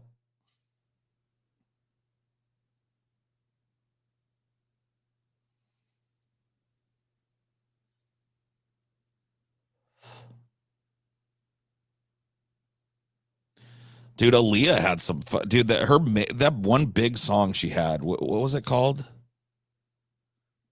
That boy. Bum bum bum bum bum bum bum bum bum bum bum bum bum bum bum bum bum bum bum. I've been watching you like a hawk in the sky. I don't know. I don't remember the name of that song, but that song fucking went hard. Is that 1 in a Million? Okay. Yeah. The one with the baby in the background. Yeah. That drop. She was married to R. Kelly. I know. And she was like fucking 15 or something. Scandalous, bro. Like just like so fucking. Dude, R. Kelly's so scandalous, bro.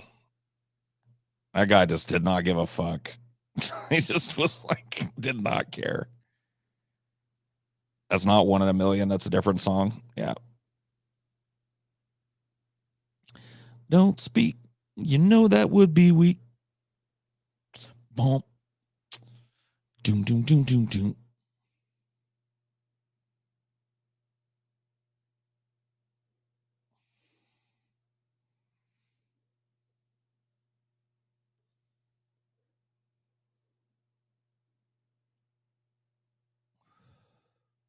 Good beats. Good times. Great oldies.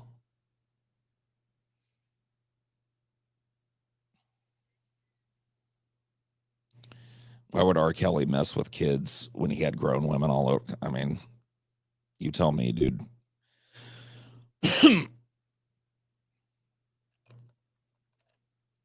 I don't pretend to know like the inner workings of R. Kelly's mind, but knowing what I know about it, having watched the documentary on him, that Surviving R. Kelly documentary, which is fucking crazy.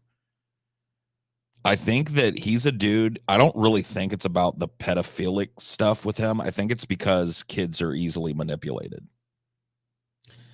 Like, I think he's one of those. I think he's predatory, not necessarily because he has just like this crazy affinity for, pubescent or prepubescent children. I think it's more just like, oh, these girls are dumb.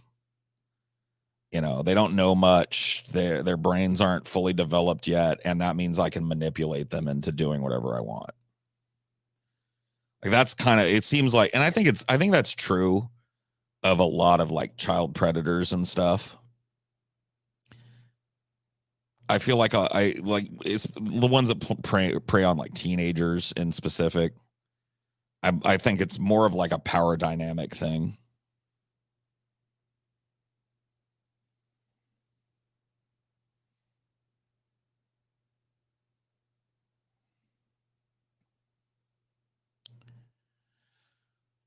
You remember Trapped in the Closet, dude? That shit was crazy. See, that's the thing is like separating art from artist. R. Kelly did some crazy fucking creative shit.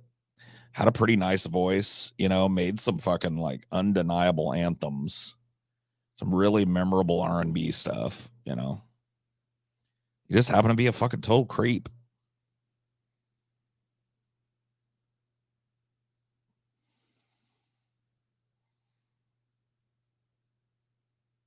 Dude, the reveal of Trapped in a in the closet, if you've never seen it and you don't and you guess it, you got to be a fucked up person. Trapped in the Closet, you will not guess how that saga ends, dude. The twist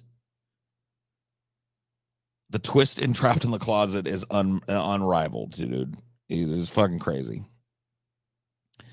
R. Kelly, the undisputed king of R&B forever. I don't know about that. He was really good. I mean, if you're gonna name a king of R&B, I think you kind of have to give that to Michael Jackson. I know he's already the king of pop, but I don't think R&B would exist as it does today without Michael Jackson. I don't know how you don't give it to him.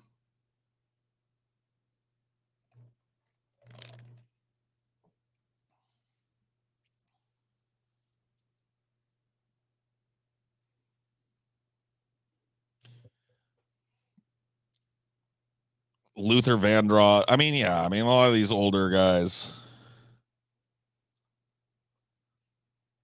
Teddy Pendergrass.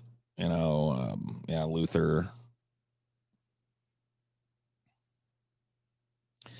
Gotta love Teddy P.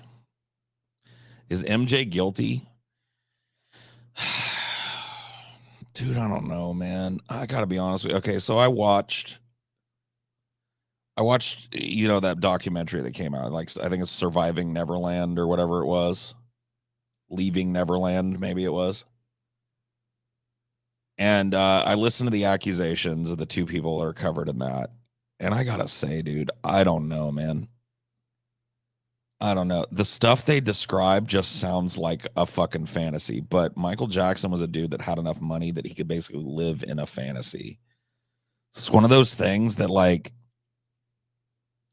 it's undeniable that somebody as rich and powerful and influential as Michael is going to be the target of people looking to grift.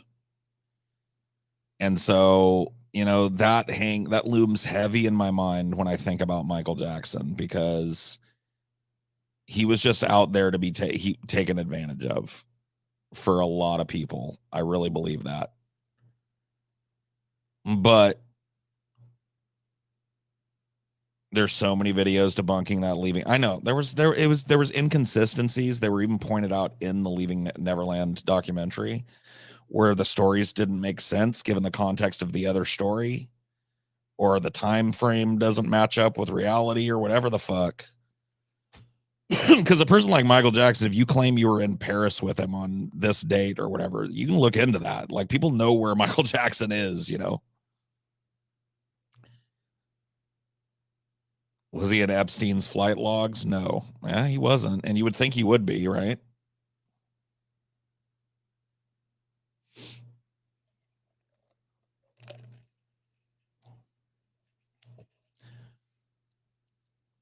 He was so fucking talented that even a majority of people still love. I mean, I can't set myself apart from that. Like, let's say that like definitive proof came out that Michael Jackson, preyed on children or whatever the fuck.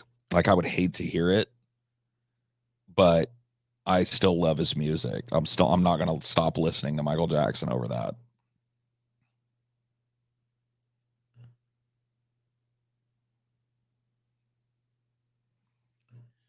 Sure, but what about the accusers that didn't need money? He was around a lot of famous child actors. Which famous child actors have accused him of abuse? Because the ones that come to my mind, like, he was real close with Macaulay Culkin, and Macaulay Culkin is still around and to this day claims that he had nothing but fun with Michael Jackson. He went to Neverland. They rode the fucking Ferris wheel and the little roller coaster that he had built there. They played video games. They hung out. They sang songs. They talked. They ate lunch together. Like his story to this day matches how Michael Jackson said that he was with children. So I don't know.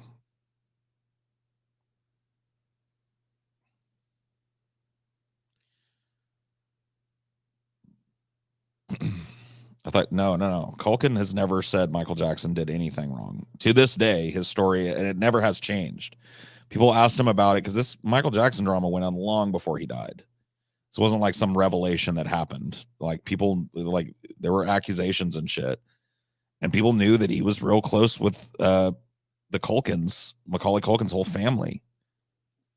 And people asked him back then when he was still like, 18, 17, like, hey, what's up with this Michael Jackson shit? And his story literally has not changed. He's in his fucking mid 40s now, late 40s, and his story's exactly the same. Went to Michael Jackson's house, rode the Ferris wheel. He was super close. Yeah, Corey Feldman has the same story about him. And Corey Feldman is a dude that is like called out abuse in the industry. But Corey Feldman spent time with Michael Jackson and has the same kind of story. Isn't M. Culkin the same age as you? Is he? Was he born in 1980? That's cool. I didn't know that.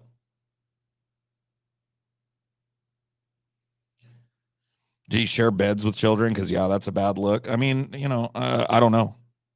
If there was no molestation and a kid was sleeping on one side of the bed and he was sleeping on the other side of the bed or whatever, and they just took a nap or some shit, like, yeah, as a parent, I probably wouldn't want that going on, but there's no abuse in that. Like, it's a little sus, but you can't fucking hang the dude out to dry on that.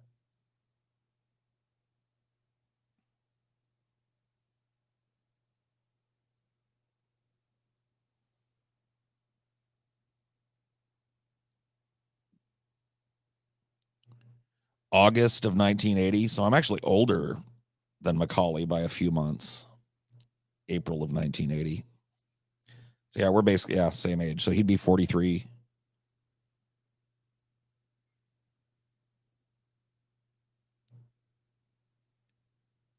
Jackson stole Philman's dance moves. Yeah.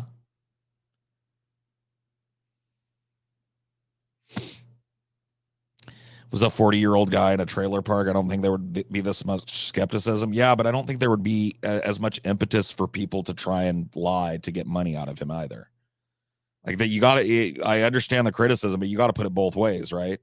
If he was just a 40-year-old dude in a trailer park, nobody would be coming after him for money. But you're talking about like the richest entertainer in the world. You know that you can't really make those types of analogies without comparing both sides. It's usually when analogies like that fall apart. I think that's fair. Yeah, I mean, it's just one of those things. It's something I always try to do. When I'm going to make an analogy, I try and apply it to the other side of the argument and see if it falls apart completely. Because yeah, if Michael was a 40-year-old guy in a trailer park, none of us would even know his name, let alone know who he diddled. You know what I mean?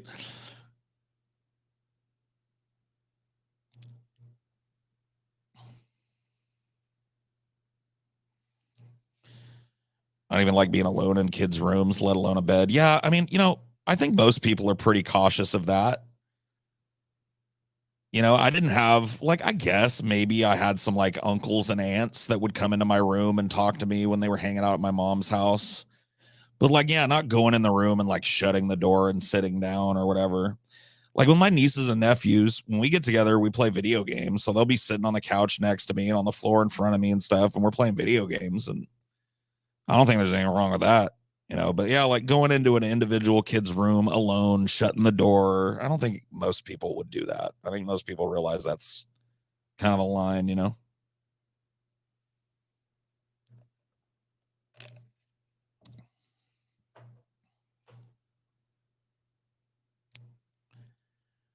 Famous people just do weird shit in general. I mean, yeah, Michael Jackson he never had a fucking childhood. The kid lived with like I'm not trying to make excuses if he did what he's accused of. That's not the point of this, but I'm just saying, the dude is not normal. The dude does not have normal social acumen.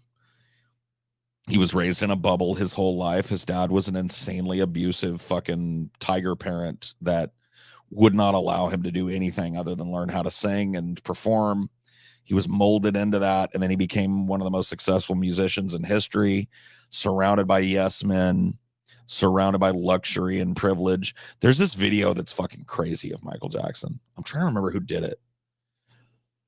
Somebody goes walking around with him. It was like a reporter, and he was at a big mall in Las Vegas, some like high-end mall, and he walks into this like antique store that's filled with this like gaudy gold filigree marble stuff, and he's just walking through there and showing off all the things that he bought, and he buys a bunch of other stuff while he's there.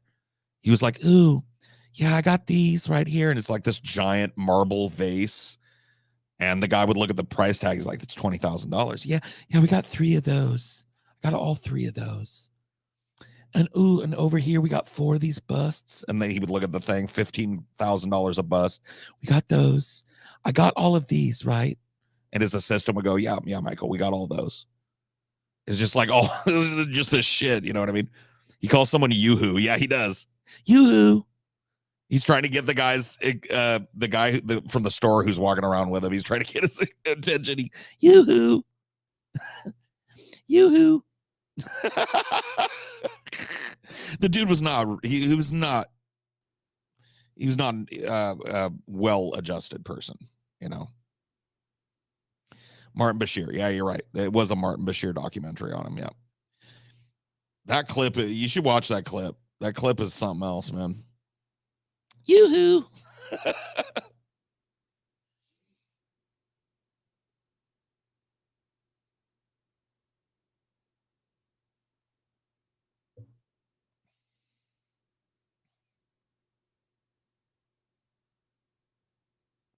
Motherfucker named his kid Blanket. I know. You know.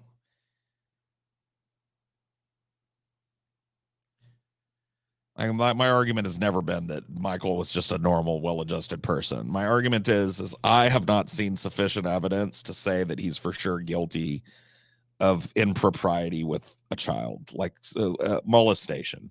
He might be. I might give you that, like, yeah, because he openly admitted, like, we, we take naps and blah blah. Yeah, if you're like taking somebody else's kid into your bedroom or whatever and sleeping in the bed with them, like, it doesn't mean anything fucking untoward happened or that the kid was damaged by that. But that's riding the sus line and stepping over it, in my opinion. But I don't think that means that he molested a bunch of children. I don't think you can ignore the monetary incentive for people whose children may have had contact with Michael at some point to make up a fucking story. And when you make up a story like that with little kids, they can live on into their adulthood and still think it happened to them. Kids' brains, like, people don't understand this. One of the reasons why I'm such an education advocate. Kids' brains are literal mushy soup.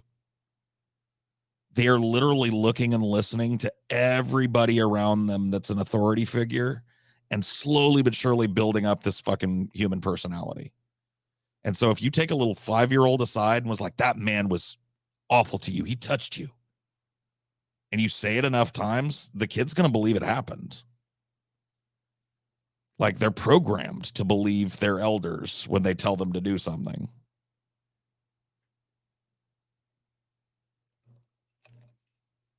It's an evolutionary adaptation. I remember, back in the good old days, Richard Dawkins talked about that. It's like the reason, he was talking about how one of the reasons religion is so insidious is that it goes after children. And children's minds are biologically developed to listen to whatever their authority figures around them say. And that's an advantage in evolution. If you tell your child, don't go near the river, there's crocodiles that will eat you, your offspring has less of a chance of being eaten by a crocodile. So biologically, children have developed this facility for integrating information and believing information given to them by their elders, their authority figures, their parents.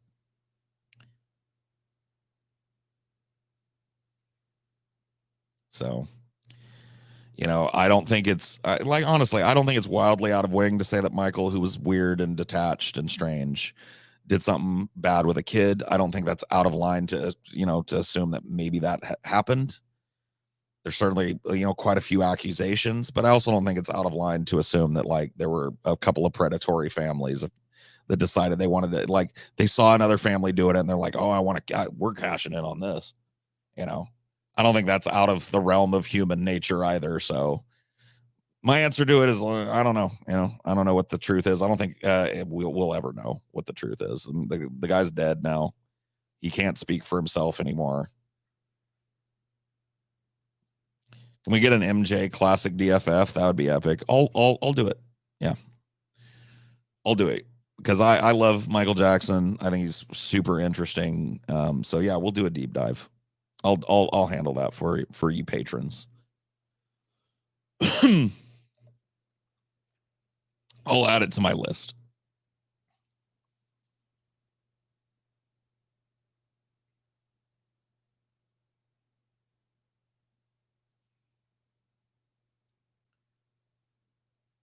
MJ died right before his world comeback tour. I know.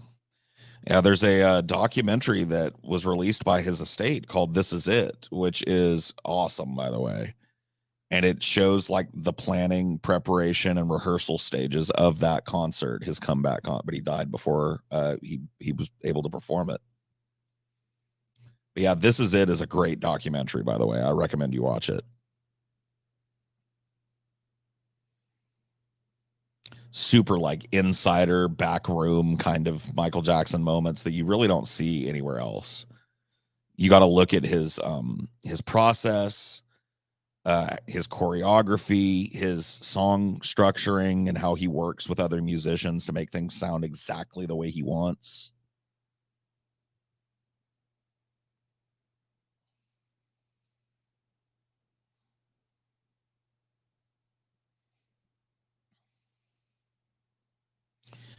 And if my life was on the line, I had to guess if he diddled. I got to go with yes, he did. Sucks. He's a great artist. I mean, yeah, that's up to you, ultimately it's a big question mark, and I don't like lining up super hard on either way because I don't think anybody knows, I certainly would like it not to be true. I would like that. I definitely there's a little bit of bias in my thinking in that is, people don't understand, dude. Kids in my generation fucking loved Michael Jackson. Okay. We didn't like him. We didn't think he was cool. We fucking loved him. He was like a family member to a lot of us. His music was so ubiquitous and so popular and so like infectious that kids couldn't help but pick up on the groove. You know what I mean? It was like music that was ostensibly made for our parents, but didn't make us roll our eyes. It kicked ass. He was like a demigod. Like that's the best way I could put it. And that's not overstating it. That is literally not overstating it. To children of my generation, myself, my sister, all my peers, and, the generations directly preceding and coming after mine, anteceding, fucking a total demigod. Just not even not even quite a human being, like an entity almost. You know what I mean? And what we knew about him before all these accusations came out, he loved kids. He worked extensively with children's charities.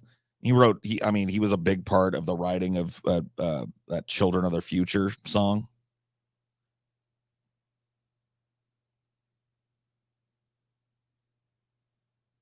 That like super group song where a bunch of singers from the time got together and sang Heal the World, I think.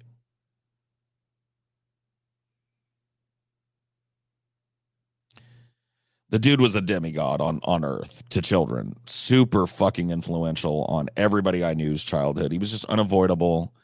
That type of celebrity, I really feel like, was the first super celebrity. You guys understand what I'm saying? Like there had been widespread celebrity before Michael Jackson, but I don't think there had ever been a global household name before Michael Jackson. Especially in the entertainment industry, maybe they're like Hitler was probably pretty well known globally. I would imagine, maybe not. I don't know. Elvis, maybe, but I don't even think Elvis. I think Elvis was definitely in the lineage. I think he's like a superstar, but I think Michael Jackson, in comparison to Elvis, was like an uber star. He was the first truly global ultra star, whatever you want to call it. The Beatles were a sensation. I agree. I'm not discounting them from this talk, but I do not believe that the Beatles were as culturally influential as Michael Jackson was. He was everywhere. Everything he touched was gold. Like he was just unimpeachable. Elvis was also a movie star. Yeah, but he made a lot of B movies. That's considered to be a kind of bad part of his career when Elvis kind of stopped focusing on music and started doing shitty teen titty films and stuff. Like there's not a lot of Elvis movies that are really worth your time. Michael never had that. Like Michael never went through that period of like, oh, he fell off. Everything he touched was instant fucking gold.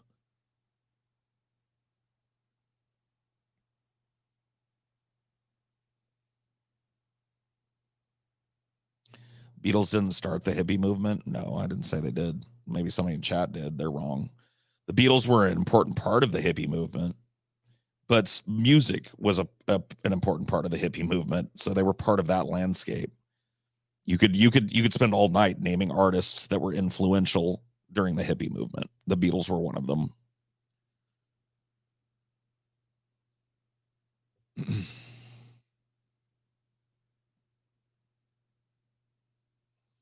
Howard Bloom, yeah. Howard Bloom started the hippie movement. Come on. Who would be bigger than Michael? I mean, people have named off a few names, and there's some big stars there, but I don't think they quite reached the level of ultra stardom that we're talking about when we talk about Michael Jackson.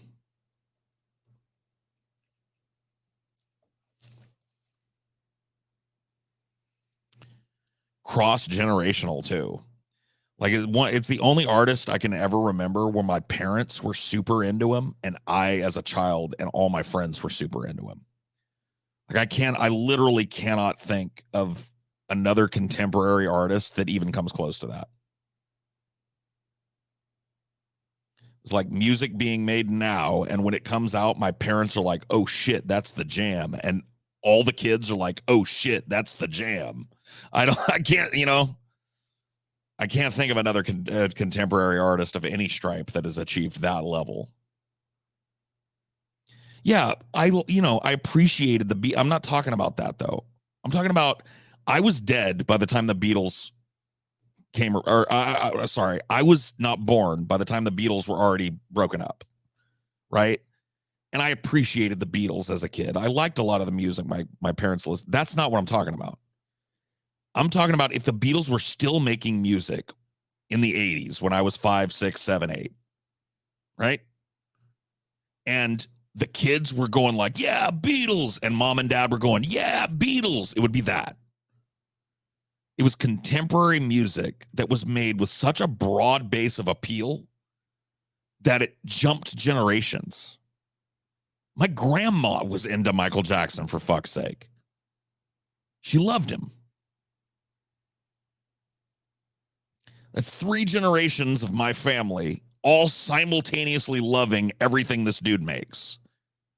That isn't, because when the Beatles came out and the kids were like, oh my God, play that I Want to Hold Your Hand record. Mom and dad, by and large, were like, turn off that sissy bullshit.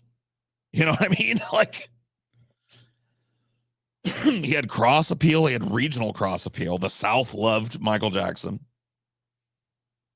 It wasn't like they were like, oh, fuck that liberal, hippie, black motherfucker. Nope, they loved him.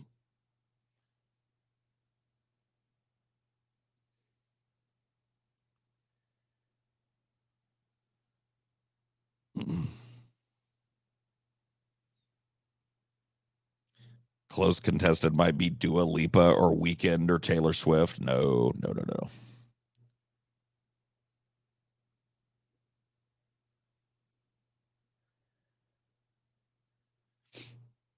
He was one of the good ones. All black entertainers were. That was part of the hypocrisy of segregation in the South as it continued after Reconstruction. Was, dude, Southern people hate a black man. There's a huge contingent of Southerners that just hate a black man. But if that dude sits behind a piano and sings a cool song, we love him. You know what I mean? Hate black people, love to be entertained by black people. It's just like an inherent contradiction.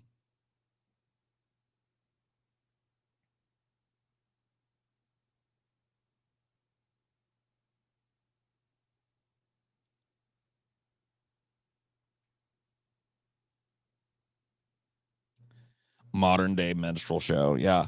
Dude, a quote that I fucking originated on our 24-hour show that I think it might be one of the smartest things I've ever said was we didn't stop doing blackface. We just started paying black people to do it for us.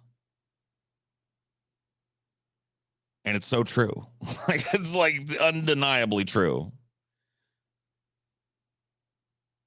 You know, the South, like I said, pretty uniformly hates people of color, but when a famous black person comes to town and wants to sing a song, everybody's fucking into it.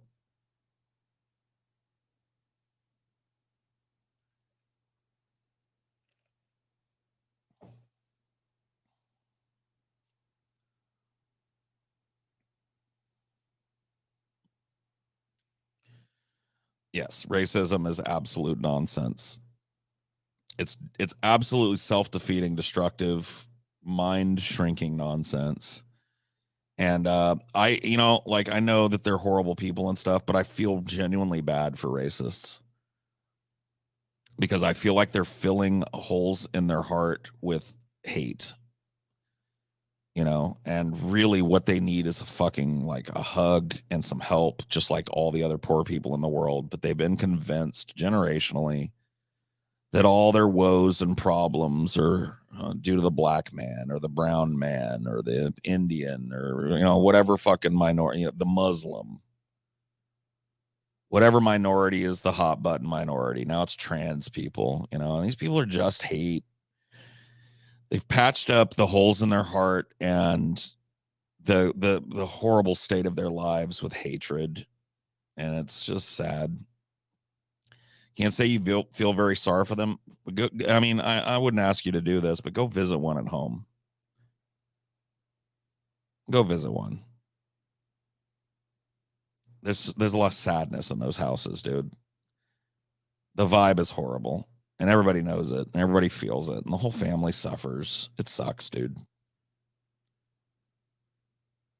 Give a racist a hug. I mean, I don't know. I'm not trying to be like that. I'm not trying to like humanize racists. They suck.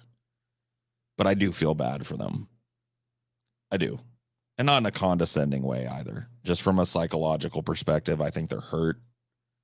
I think they're suffering. And I think they just had the bad luck of being born to some really stupid people with some really stupid generational ideas.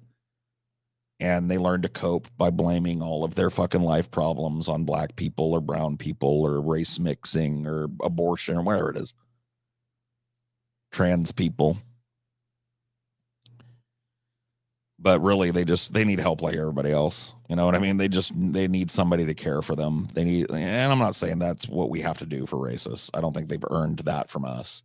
But that is undeniably what they need. Is they need somebody to fucking take up for them in a way that really affects their lives positively and show them the error of their ways. And my parents carry around a lot of racism. Their generation was very, very racially conflicted, and I had to get that poison out of my veins as a child. There's probably a time where if you would have now, I don't believe that when you talk to an 8-year-old you should really put much stock in anything they say. If you were to talk to me as an 8-year-old, I probably would have told you some fucking racist jokes. I probably would have had some pretty cringy fucking positions on black people.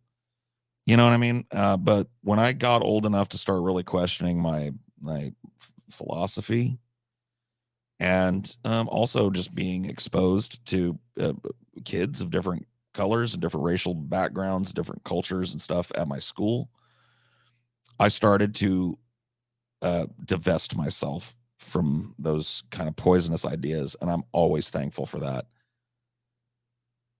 Because, I know quite a few people that grew up like me that fell down that. They're just kind of perpetuating it with their kids now, And I'm real thankful that I didn't.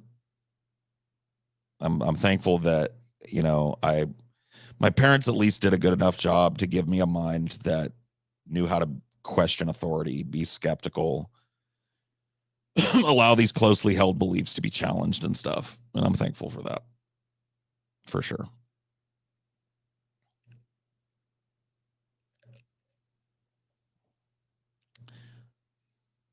See, my parents worked in a very culturally diverse work environment. I went to culturally diverse schools, so I definitely didn't have it as bad as some people did.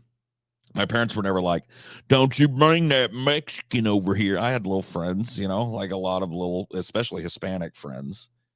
And my parents were never like that. "Don't you bring that Mexican," but they were cool to my friends no matter what. My mom would feed them. She loved them. But there was just this kind of nasty, like when they aren't in the room, let's shit talk them kind of vibe. You know what I mean? But once again, that was part of the reason why I came out of it. It's part of that reason. The reason I came out of racism was because I saw the inherent contradiction of it. My parents would be talking about how lazy and shiftless and worthless wetbacks were. That word was used so many times.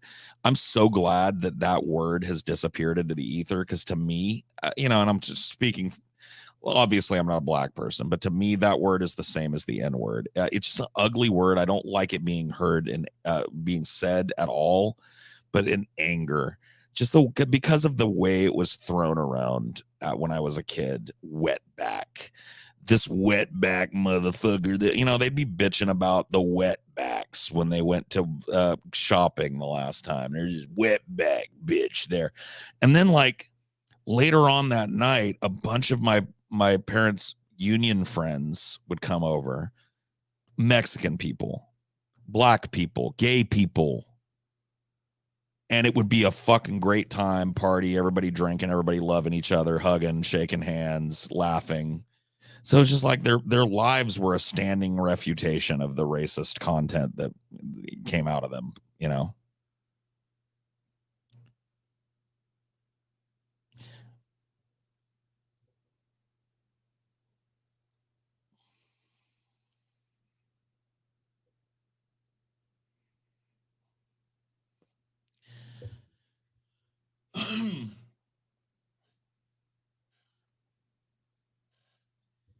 You say the N word all the time. I mean, this is one of those things. Like, look, dude, I admit I did when I was a fucking teenager. It was like a greeting between friends, and it was, you know, like I'm not trying to fucking justify it, but it wasn't just white kids that were doing it. It was Mexican kids were doing it. Fucking the Asian friends. We had a couple of Asian friends that would do it. The girls did it. You know what I mean? It was like a culture. Like it just wasn't done out of a sense. Like I know it's hard to, and I'm not trying to make excuses for it. It was a shitty thing to do, but I think a lot of us just weren't aware of the weight of that word, and we're very edgy, and we're trying to like challenge this like don't ever say that word fucking mentality. N-word soft R though. I mean, yeah, we said it the way that fucking like Snoop Dogg and Dr. Dre and Easy E and you know, Warren G and all the, you know, these hip hop artists that were popular and shit. We said it that way. We weren't like, get over here, N-word hard R. You know what I mean? It wasn't that. It was like, what up, you know, with the what up, my neighbor? You know, what up, neighbor?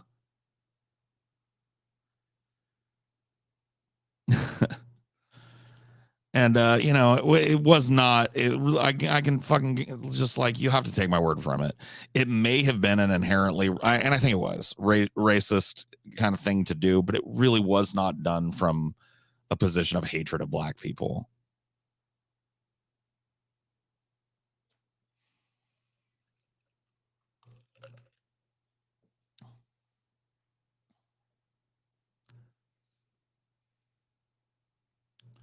It was pretty. What was that? I get saying it with an A, but y'all said the hard R on DP to G Man in anger. It was pretty bad. I honestly don't remember that. I honestly don't. I'm not trying to like divest myself of responsibility for that. I don't remember that. That does not sound like something I would do. Like just saying the word contextually is one thing, but you're saying I called him that.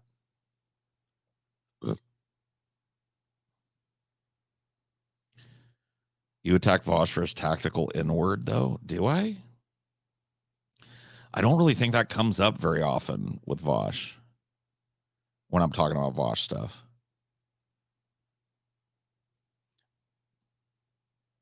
No, you guys didn't do that. See, that's the thing is like you'll have to forgive me, but I don't remember the particulars of most of the shows I did on DP. They were so wild and so fucking all over the place, and I did it for such a long time that it's all kind of a mush to me. I remember specific moments, but I do not remember us doing that. But you know, if you find a clip for it, I could. In fact, I'd like you to do that. I think most of those old DP episodes are still up. Last time I looked, which was frankly, it was a couple years ago. But yeah, if you find me a timestamp, I'd be happy to watch it here and talk to you about it because I honestly do not remember. It didn't happen. Well, you know, I'd like to trust you too, just like I'd like to trust this other person, but you know, I can't really. I don't remember what the context was, so I have a clip. Uh, okay, well, I have a Twitter that I don't use, but I will check the DMs for it real quick if you want to send it to me there, if you can. But you got to give me a timestamp. Don't give me like the whole fucking 10-hour episode. I'm not going to scrub it forever looking for it. But if you can find me where it happens, I'd be happy to look at it. Bro, I don't want to hear it. It was gross, but I'm going to find it. I'm not distrusting you, dude.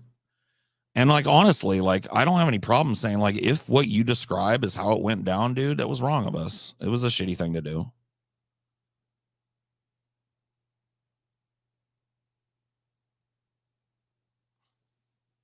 You know? Like when I'm wrong, I'm wrong. And if that did indeed happen in the context that you presented, I'm not trying to defend it, bro. Like I wouldn't. I try really hard not to flippantly use that word, especially like on the level that I did. I think contextual use of it is fine. I don't like the N-word dance that I have to do, honestly. We're talking about the word, like saying what word we're talking about seems okay to me, but you know, I'm not a black person either, so I get it. I don't know if you guys can, but I would like a retrospective on your takes in DP sometime. Just look back and see if you agree or disagree with points made. Like, would be kind of interesting, honestly. Because yeah, I don't know. I like to think I'd be pretty fucking homogenous within, you know, especially you're talking about like social political takes or whatever. There is one thing about me that changed pretty radically from the earlier days in DP. I used to use like the like trans slurs. And I think at one point I said something really disparaging about trans people. I said something real mean. I remember. I think I remember doing it on a show for to be edgy and to get a chuckle or whatever. But that is one of the times I feel like, you know, yeah, maybe I should have filtered my brain a little better. But you know, like once again, I try and be better as I go, and I try and listen to, you know, I try and listen to what people have to say about the way I conduct myself. I don't necessarily take it all to heart, but if a good argument is made, I'm happy to fucking change my demeanor or whatever, you know.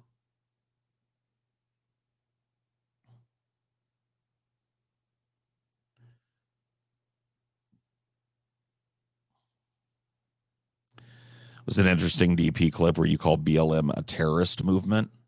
Yeah. Once again, I'll take your word for it. I don't remember that. It is not familiar to me, but I'm not saying it didn't happen.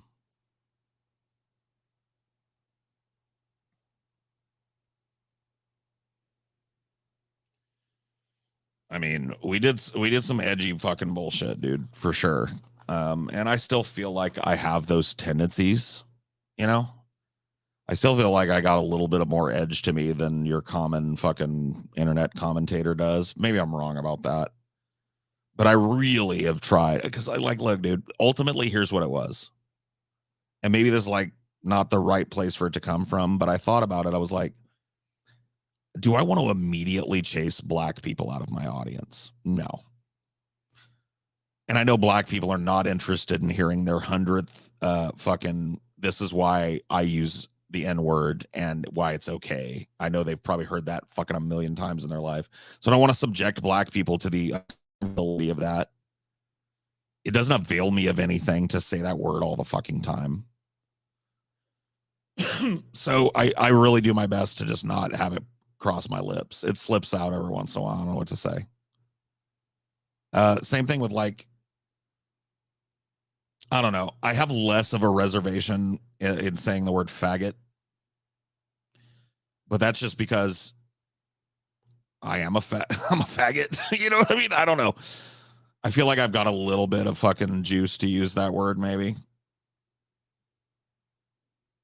But I try not to let it be like my fucking whole vocabulary or whatever.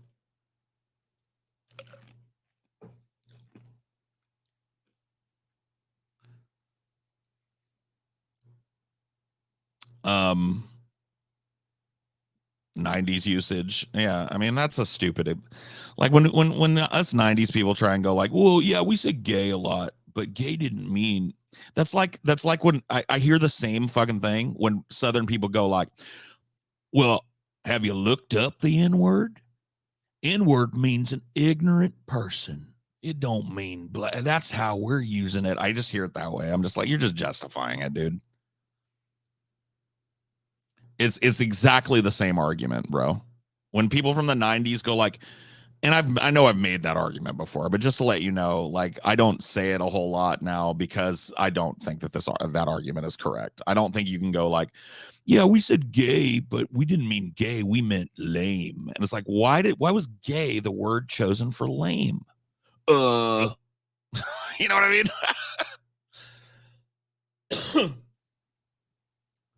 Why were gay and lame synonyms? Because being gay was hella fucking lame. Oh, got it. Got it. What a fucking airtight argument. Never mind. It was fine. Keep doing it. You know, no. So these are things I try to limit my usage of that I really didn't back in the day. You know, and the 90s were a wild time, bro. It was fancy free with the language.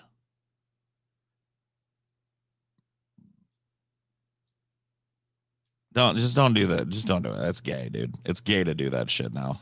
It's hella gay to call things gay.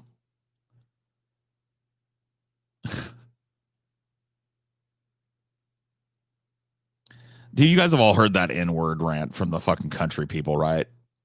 I'm not the only one that's bumped into that a million times in my life, right? Where they're like, actually, N-word means ignorant person. And that's how I was using it. I'm blind to color. You guys have heard this, right? You guys have bumped into this a bunch of times. I mean, yeah, that's what I'm saying. It's still fucking the thing. You've never fucking heard one of these country motherfuckers say that shit? Bro, dude, I've heard it a million times, like just online, and a million times in person. Dude, it's their favorite shit. You know, when I use that, people all get on me about using that word. Everybody's so sensitive now, but I just tell them. I'll say to them, look it up in the dictionary. By the way, this is not true. In the dictionary, it says slur, for African American people of African descent. You know what I mean? That's what it says in the dictionary. But, you know, he said, means an ignorant person. It's like, oh, so why do you only call black ignorant people that? I've never heard you call a white person the N word. Well, you know, because yeah,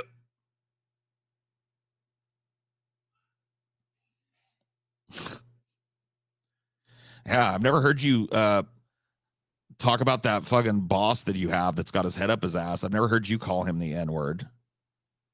Well, he is ignorant though, isn't he? Oh yeah, he's an ignorant son of a bitch. So he's an N word. No, well, I mean, I guess so. Yes, technically he would be. Like, all right, buddy.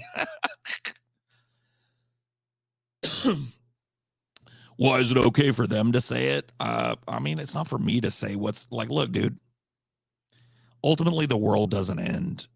I didn't stop saying the word because I thought I was doing some like horrible damage to the world with it.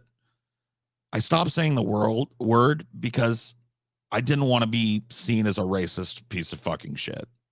I didn't want to wear that like a badge. And I don't want to do the semantic flip flop of like hopping from one foot to the next and trying to justify my usage of the word. I don't think that I would try and justify anybody's usage of the word. But the answer to your question, why is it okay when they say it? It's really okay when you say it too, dude. Like if you say the N word and nobody's around to hear it, does it make an impact? No. I'm not, my argument isn't that it like ultimately matters whether you use it. I'm talking about my personal decision to not use it because I feel like it alienates a whole swath of people that I want to chill with. You know, I don't want to have a community of people and chase black people out of it because here's another white dude just flippantly using the N word and shit.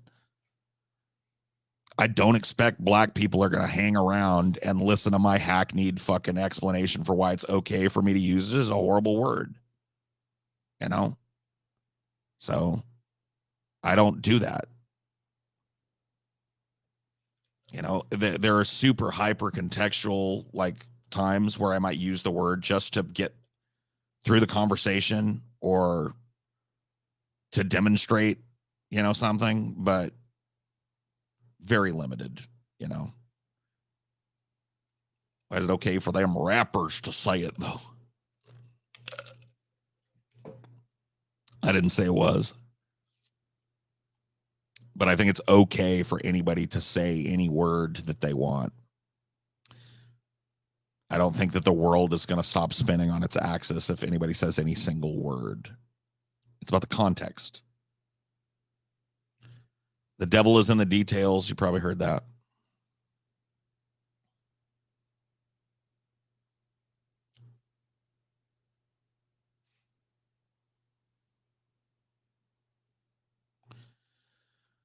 I mean, I still sing along with rap songs when I'm by myself. I used to be pretty flippant with it. Even after I stopped using it like colloquially, I would, because I've always been into rap and it's used pretty liberally across a lot of really popular rap, hip hop stuff. And so I still to this day, I don't have a problem with like grooving to a song in my fucking room here. And if I know the words to it, saying the word along with the lyrics. But it's not something I do in public either. I'm not going to the karaoke bar and dropping 1,000 N-bobs covering a Young Thug song. You know what I mean?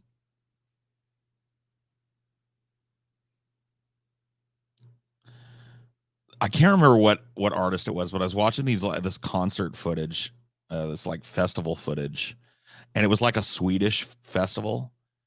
And the dude on the stage, maybe you guys can tell me. I only remember one part of it, and it was such an oof moment for me. It just felt wrong.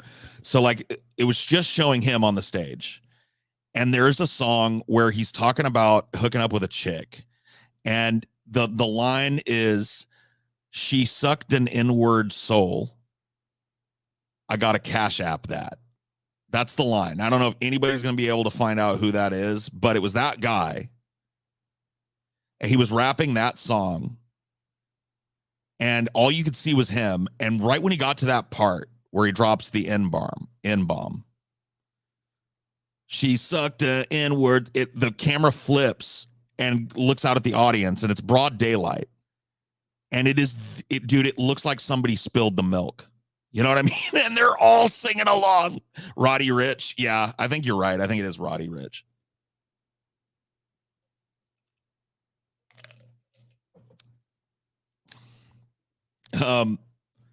This is like not a black person. It's literally, it looks like Hitler Youth out there. I mean, it was Sweden. And I was grooving with the song, and then it flipped onto like them, and they were just like absent-mindedly saying it, just dropping an M-bomb right along. And I was like, oh my God. They just don't give a fuck over there in Sweden. I literally, dude, there wasn't even somebody with brown hair in the audience. It looked like the Children of the Corn. It was fucking crazy, bro. It was the Children of the fucking Corn out there, bro. And they didn't care.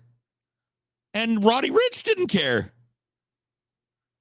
Roddy Ricch wasn't like, whoa, stop the beat, stop the beat. What the fuck are you guys singing out there? He was just like, fuck it. Swedes get a pass? I guess so.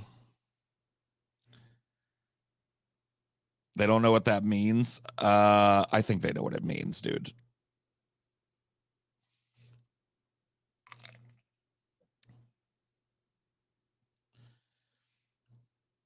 They were singing every word to it, dude.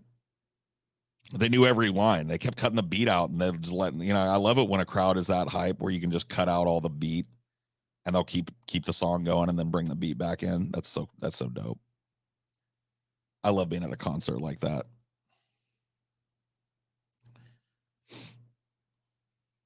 See that Kanye concert clip where he demands everyone in the audience say the N-word?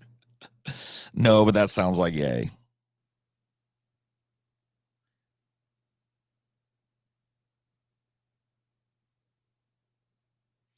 There's a dude. You know what one of my favorite yay clips is, dude? Let me see if I can find it. I would rather show it to you guys, honestly. Yay. Mask concert. You guys probably know what I'm talking about.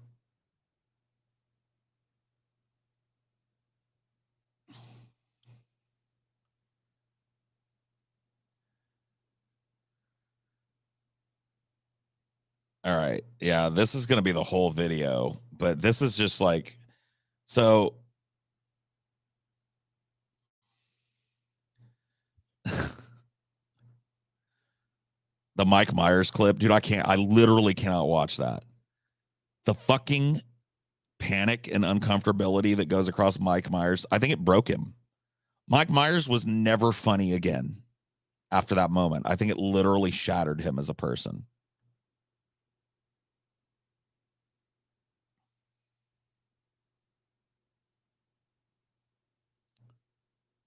Share tab audio. Yes. Okay.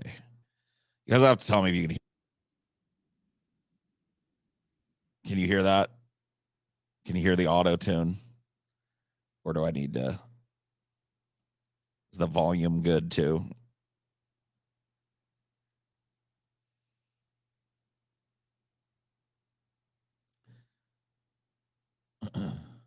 No. Okay. You guys cannot hear it. So let me do this again. I really do hate this fucking interface. I wish they would fix this. It's not that fucking hard. Okay, let's try that. Can you hear this?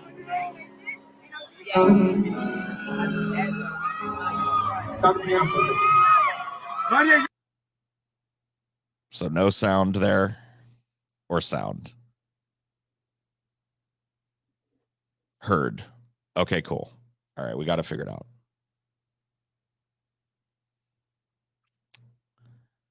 Okay, so Kanye has shown up to do a concert and he's wearing like this studded leather mask and he refuses to take it off. And I think he's going to talk to the people about why he's doing the mask in a very Kanye way. You're a genius, Kanye.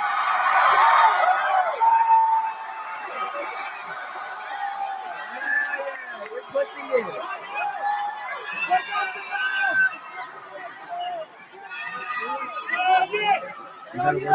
Now, you can see my face on the internet every motherfucking day, on every fucking video. I came here, I opened a motherfucking night and did a Catholic procession through it. Trying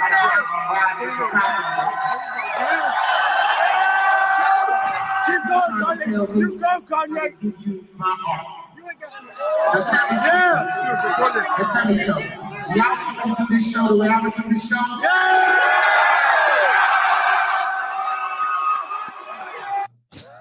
Right.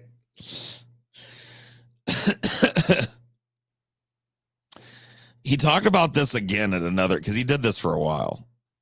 And there's another one where he does it in auto tune. I don't know if I'll be able to find that.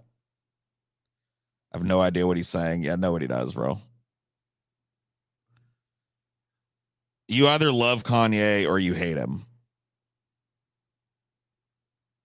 You know? I'm a firm believer on that. I'm a Kanye lover. I don't know. I don't like the stuff he says, but goddamn, do I think he's super fucking interesting, and I think his art is super fucking interesting.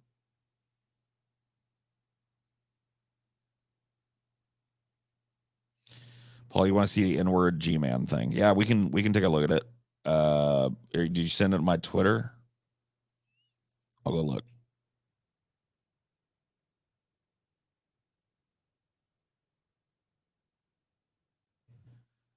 This is why I've kept it open so that there's a place that ultimately I can log into real quick and check.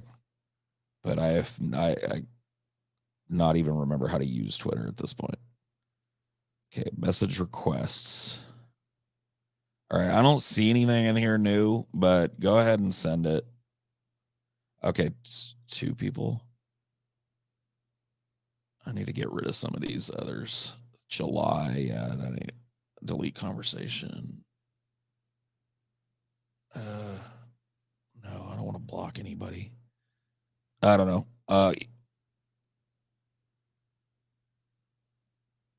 Do I have to scroll down? Because I just have so many of these like fucking DMs in here and I never check them. So anyway, I don't know. Whatever. Send me a link. Oh, no, this is October 2nd. Okay, so yeah, I haven't received it, but if you can send it to me on Twitter, I can just do timestamp. Okay, 4050 on DP Religion Debate 1. All right. YouTube.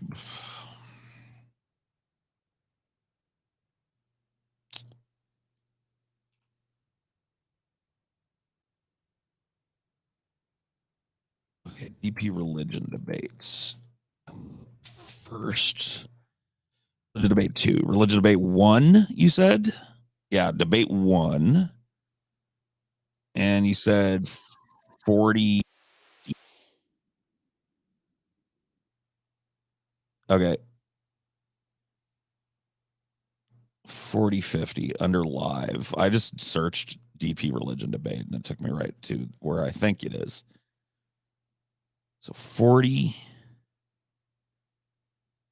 4050-ish. Let me get close to it here. Sorry, this fucking all right. 4046. Present. You guys will have to tell me if you can fucking hear again. God damn it. Hopefully you can.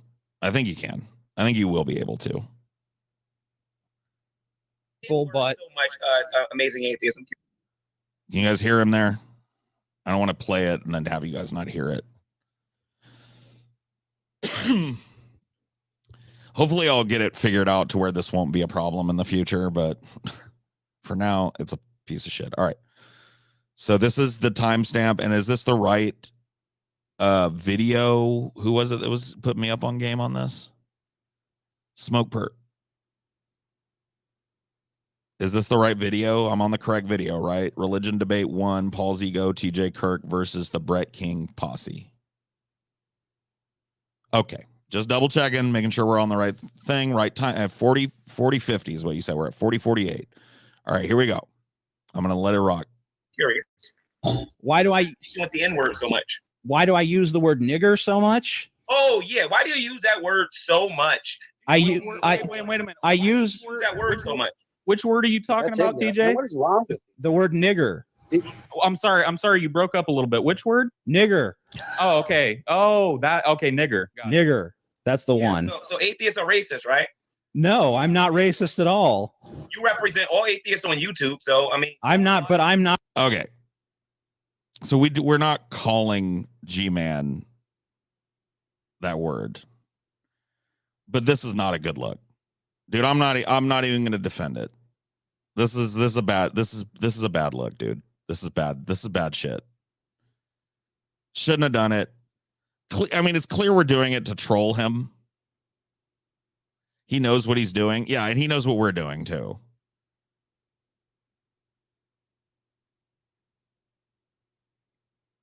But yeah, I'm not gonna, like that's whatever. That's not a good look.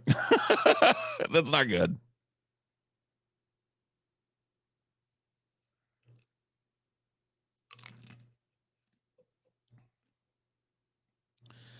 Well, I mean, even if G-Man was bigoted first, bigotry doesn't, like, the answer to bigotry is not more bigotry, right?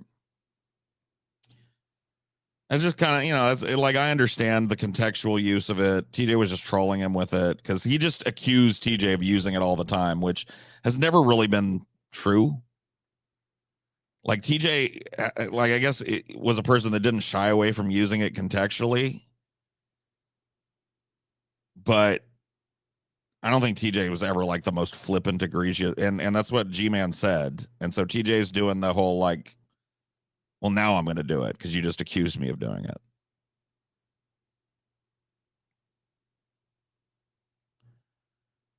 But yeah, no, I mean, it sucks.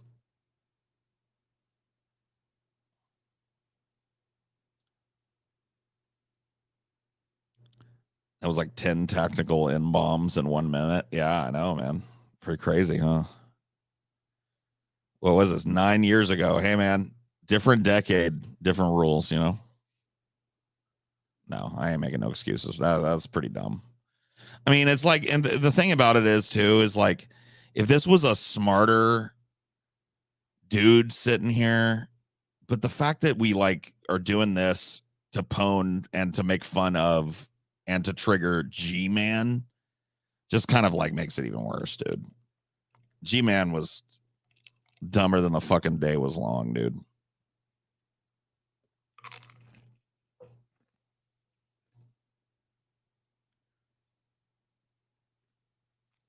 Yeah, dude. Doesn't it work that way? Everything I did 10 years ago, I'm excused for, right? That's about it.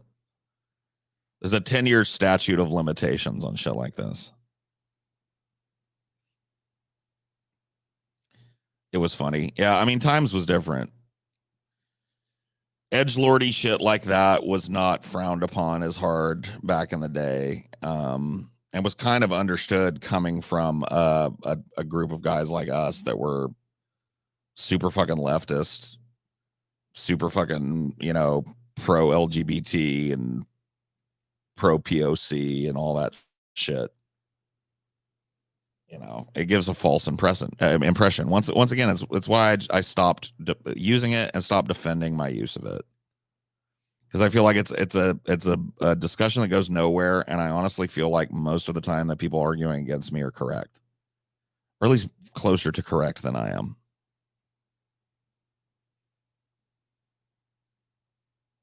It was the 90s, dude. The 90s were not 10 years ago, bro.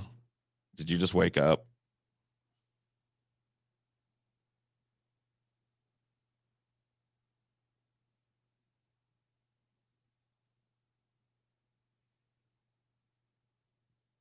TJ was floating with the 1350 type of shit back in those days. Well, I mean, I don't dispute the numbers. I don't know if that exact number remains true, but I don't dispute that that black people are more likely to do crime than white people. I don't think it's smart to dispute that. It's a statistical fact.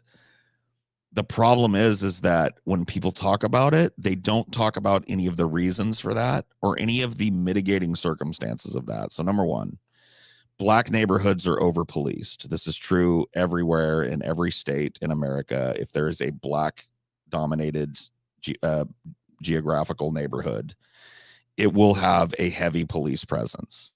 The more police there are, the more chances there are to gaffle people up in minor crimes and shit. Okay. Number two, black people are still to this day largely ghettoized, especially in large cities. Black kids are given substandard educations in underfunded areas of cities. This is true across the board. Everything that's true about poverty is true in these black ghettos and multiplied. It's generational there. And this has a massive effect on what people will do in interaction with society. It has a massive effect on basic human dignity. And when people get desperate, people get crazy. Okay. And poor people in this country, poor black people especially, have been in a fucking pressure cooker for a real fucking long time, dude. I'm not trying to excuse the violence. You know, one of the tragic truths of it is yeah, when you're, if you wanted to go like black people do more murder, yeah, they do. But you know who they kill? Each other, dude. That's the desperate situation that these people are living in. Like, it's literally dog eat dog in a lot of black neighborhoods in this country. Destitution, poverty, insufficient social safety net, the inherent systemic bias against black people. got all of that on your fucking shoulders, you're going to see a lot of crime in any population. It's going to be more desperate people. There's going to be more crimes of opportunity. There's going to be more organizations cropping up like street gangs that try and address the gaps in social services. Where do you think these gangs come from? You know, what service do you think they serve in these communities? Like, do you know the history of the Bloods and Crips in LA? Do you know that the Bloods and Crips have come together several times to effect radical, good, like amazing change in neighborhoods, and then been torn down by the municipalities that they're in? Like, I'm not trying to say Bloods and Crips are a good thing, but do you know the history of these organizations? Do you know that the LA Crips teamed up with like the Black Panther Party and built food banks all over LA where black kids couldn't get a fucking meal? And then were ruthlessly investigated and subject to a series of assassinations for doing it? You need to know where this fucking animosity and anger comes from if you want to fucking address it at all. And you don't address it by ignoring it. You don't address it by you also don't address it by allowing right wingers to run with the idea that 1350 or whatever the fucking numbers are at the moment has anything to do with the fact that they're black. Well, when it comes to like being born black is being born inherently violent. No. The truth of the matter is, in this country, being born black is being born into an underclass in a country of growing underclasses. And black people have to put up with bullshit that white people just do not. And unfortunately, a lot of black people are segregated off in these troughed off ghetto neighborhoods, generationally cannot fucking escape from. And I'm not calling them ghetto because it's shameful or whatever. I'm calling them what they are. I'm talking about the same thing that Germany did to the fucking Jews in preparation for the Holocaust. These people, like, there was this huge movement of black people out of the South in the 40s and 30s. And a lot of black people came to California and bought houses. And you know what what happened to them? They'd raised families and had great lives and everything was fucking grand for them. And they never had a problem. Just kidding.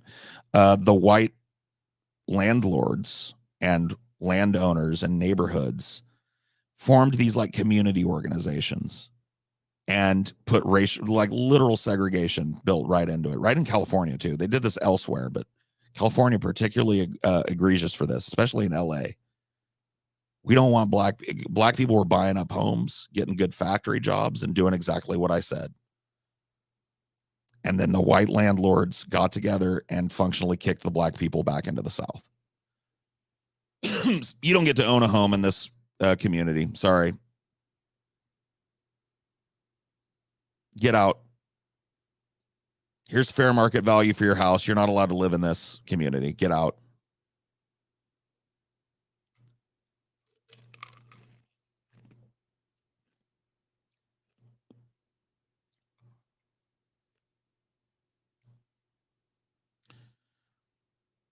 Isn't the 50 just counting black arrests and not convictions? I put no stock in the 1350 number. I don't see it quoted anywhere. Somebody wants to show me that? Because like the contention is 1350, right? 13% of the population or roughly that is black. They do 50% of crime. So they're not just talking about murder. They're talking about robberies or whatever the fuck. But yeah, I don't know if it's just looking at accused black men or black people.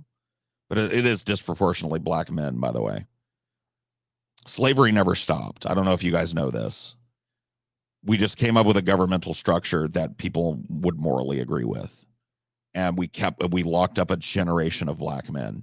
Which is another reason why there's so many. And you know what, dude? I fucking hate it. When people go like, you'll hear like Republicans usually will go like, Black people wouldn't be in such bad shape if their daddies would just stick around. And there's this whole fucking cottage industry system set up in fucking the United States to take black men out of their homes and put them in prison for ridiculously long terms for relatively minor fucking possession and shit like that. You realize there's an industry of that? What did I tell you at the beginning of this? Black neighborhoods were what when it came to police? Over-policed. What do you think that leads to? More arrests. What do you think more arrests leads to? More black people in the system.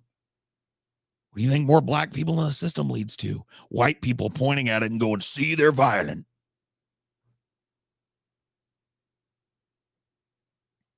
What a death spiral.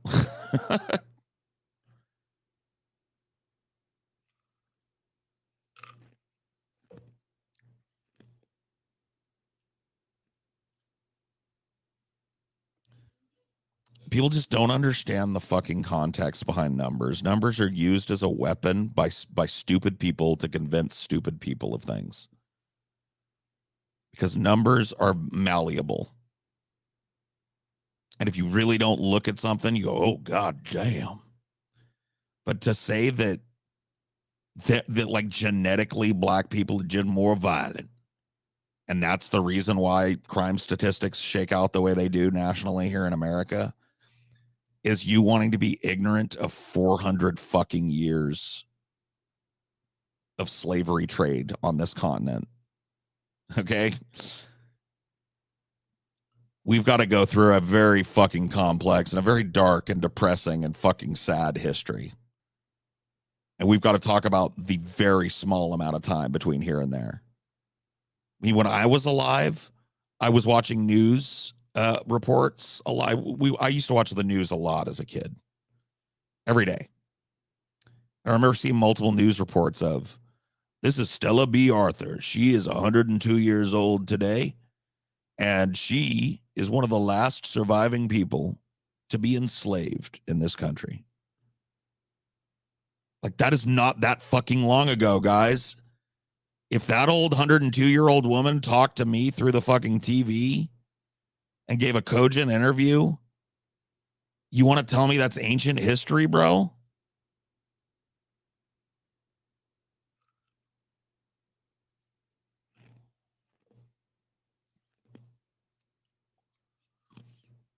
Same thing happened in my childhood with Civil War, like veterans of the Civil War. This is Jacob James. He was a private in the Union Army in the Civil War, and he has a few things to say. Well, you just gotta, you gotta work hard, and you gotta try to do what's right. Try to do what's right. And that's what Mr. James did when he joined the Union Army. Like, those dudes were still fucking kicking around. Here and there.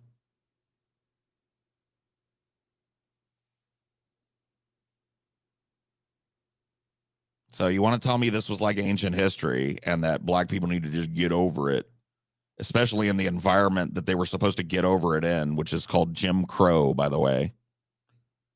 AKA what happens when you don't finish Reconstruction.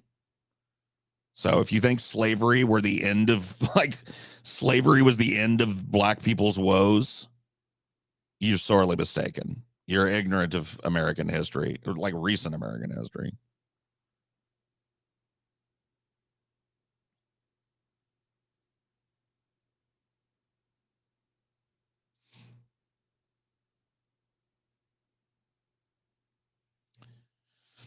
I mean, Jim Crow never disappeared in a lot of towns in America, so I don't really like the use of the Jim Crow era. Yeah, it's not as expansive as it used to be, but Jim Crow never stopped. I mean, you may not know this, but there are tons of municipalities in the South that are under effective Jim Crow laws. Like, they may not say whites only on the drinking fountain at the park, but if you're a black guy, you're not allowed to be in the park. It may not say whites only on the bar, But if you're a black guy, you're turned right around on your ass and fucking told to go get your drink elsewhere. Yeah, they're called sundown towns. There's actually one right near where I live now. Clovis, California, was a California sundown town. I actually took a history course at the local community college, and I learned about the history of Clovis. It's kind of funny. Clovis, if you grew up in my area, Clovis is like the rich kid town. Also, consequently, almost homogenous white town. But it's like it's not far from Fresno. It's pretty connected. But it's like the area of Fresno. It's like a little town, and it's considered to be like the rich person area of Fresno. Big, nice houses. Cali had hundreds of sundown towns. I'm talking about one of them. It doesn't have them anymore. I'm talking about an area of the world that when I was growing up, I never knew that it was like within my lifetime was a sundown town. But yeah, everywhere had sundown towns. And I believe everywhere does too. There are places in California where I wouldn't want to, like, I don't know, if I was a black person, I'd pass on through and get gas somewhere else. Honestly. It doesn't mean something will happen to you, but I just wouldn't, I don't know. I don't know if I'd be comfortable telling a black person traveling alone to stop and get gas in, like, I don't know. Some of these fucking, I don't want to defame a whole area of the world, but like, these little towns, like, yeah, I don't know. Like I said, I don't want to fucking cast aspersions, but you get my drift. Country towns, tiny little towns where people got some backwards thoughts, and are kind of insulated from the rest of the world.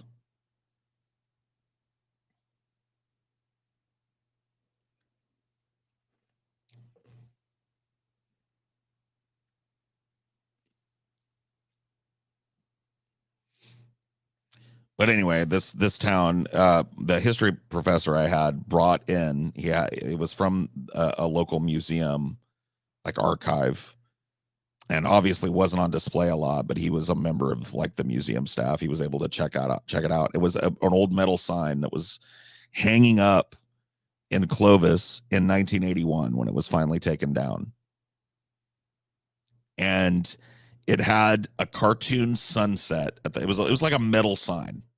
Like you would expect to say, like, no parking, 6 p.m., like that type. It had a cartoony sunset. It was like the sun, and you'd see the horizon, and it was all pink and stuff. And then below, it said in cursive, "Don't let the sun go down on you in Clovis, boy."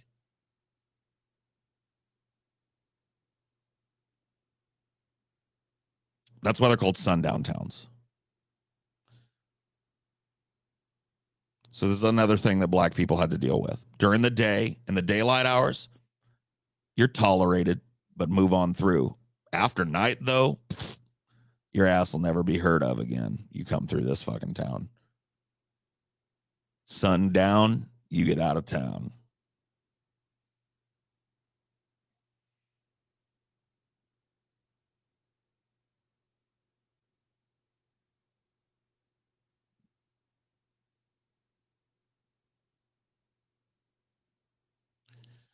I mean, I guess you're right, Omar. You're absolutely right. When people talk about like white nationalist militias, I think that people immediately would go like Alabama, Louisiana, Texas.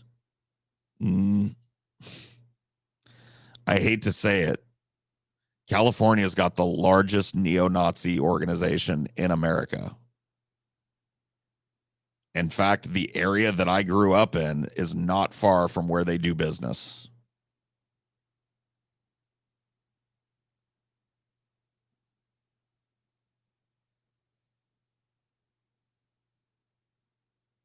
I've seen signs like that. That's fucking, I mean, and that was the like I said, that came down a year after I was born in Clovis. Cali is wild. People don't know it though. Like the way Southerners especially look at Cali that have never been there. To them, it's just a bunch of like blue-haired they thems, you know what I mean, running around not breeding because they have the same genitals. You know,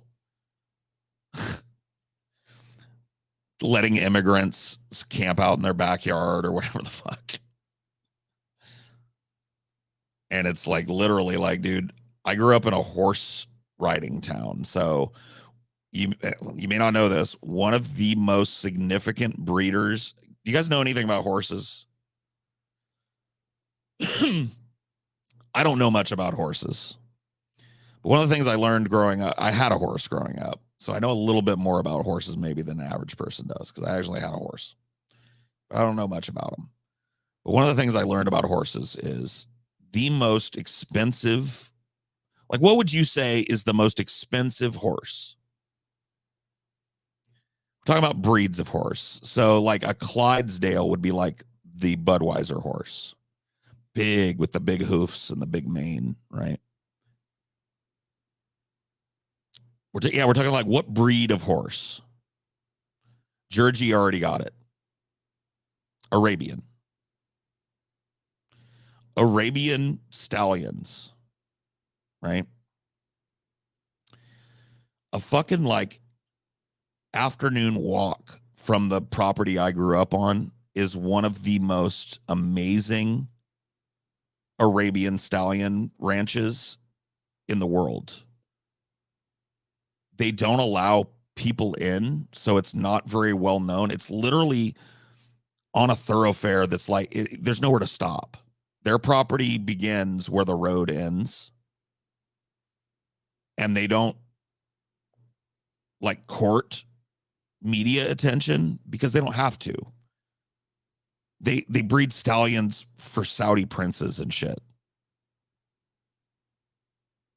And I grew up a stone's throw from that place. And dude, those horses are fucking beautiful.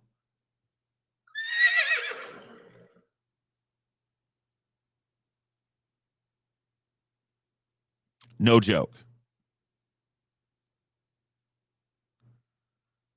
Like if you've never seen one of those horses in person, and you probably haven't, to be honest with you, most people haven't. Yeah, they're tiny. They're not the size of even like just a normal like quarter horse. They're tiny.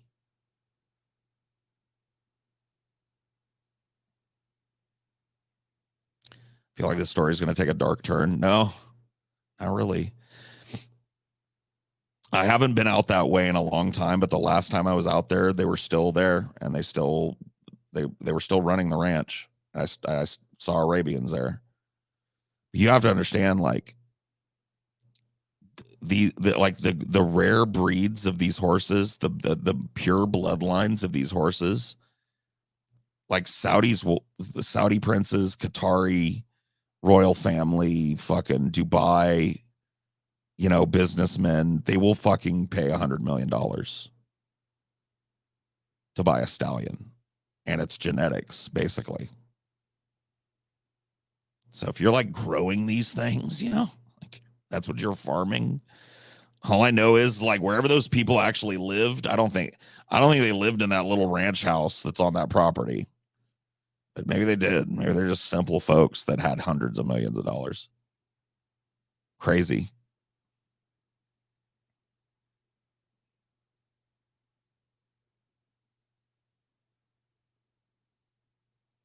Yeah, I never saw one. Like I lived in an area where a lot of people had horses.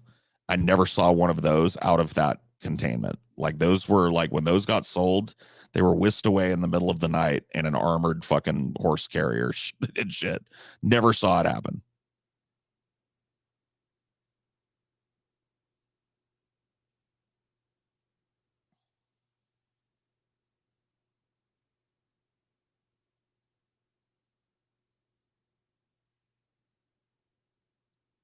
What if it's a sun town and a mostly Arabian horse town?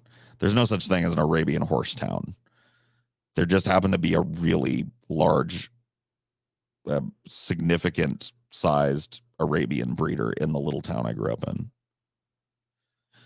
It's honestly a good place to bring up horses. It's lots of like foothill and pasture where I live.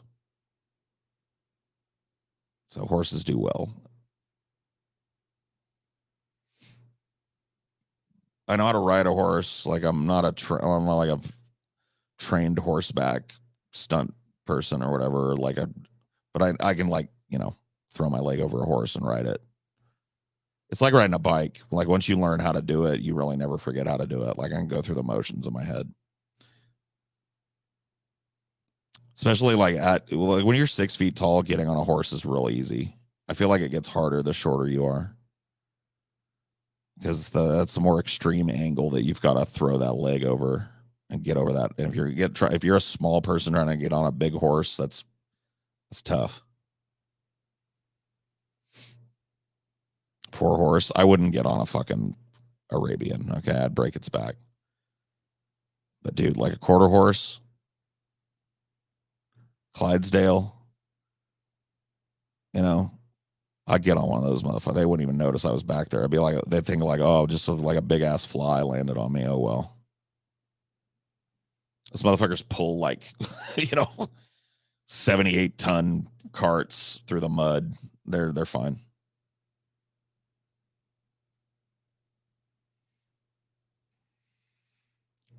Well, that's something that you can't teach somebody without them getting on an animal. Because like one of the first things you learn when you're riding a horse, I'm not an expert. One of the first things you learn is that your emotional state is very important. And the way that you assert yourself is very important. If you are tentative or unsure about what you're doing, the horse picks up on that and it makes them nervous. And you can see how that compounds between two animals, right? That's one of the things you learn about horses and why I think a lot of people love them. They're super empathetic animals. Like horses can read fear in a human. They can read sadness. They experience those types of emotions. And if you're going to ride an animal, it needs to know, like, number one, I would never just jump on a fucking horse. That I would walk around to the front of that horse first, and we'd have some sniffing and some ear scratches and some introduction and some speaking very calmly. Some good boys, maybe some oats. I would introduce myself to the animal before I ever try to throw my fucking leg over it. That's part of how people that are getting on their first horse get bucked, is people don't do that with them,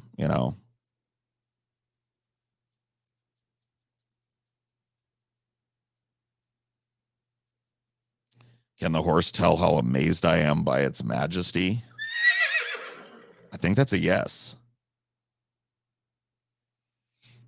Don't approach a horse from behind ever. This is very true. There are certain things that you have to do as, like a horse person that are behind the horse, but you always make sure that the horse you never start behind them and go like, hey, let me grab your leg. You'll die. Dude, I'm not making fun. There's a kid I knew. He was my age, so we were in the same class together, and he had a little brother.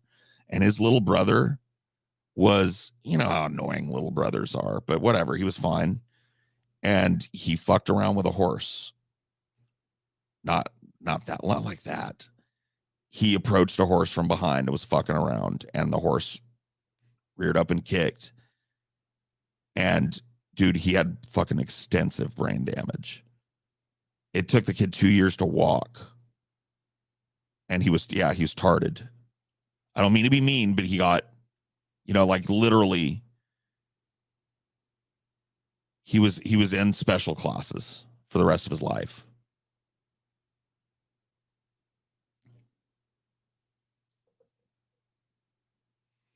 So it is no joke. It'll straight out fucking kill you. He was lucky to live, honestly. I don't know how lucky that's a matter of perspective, but you get my drift.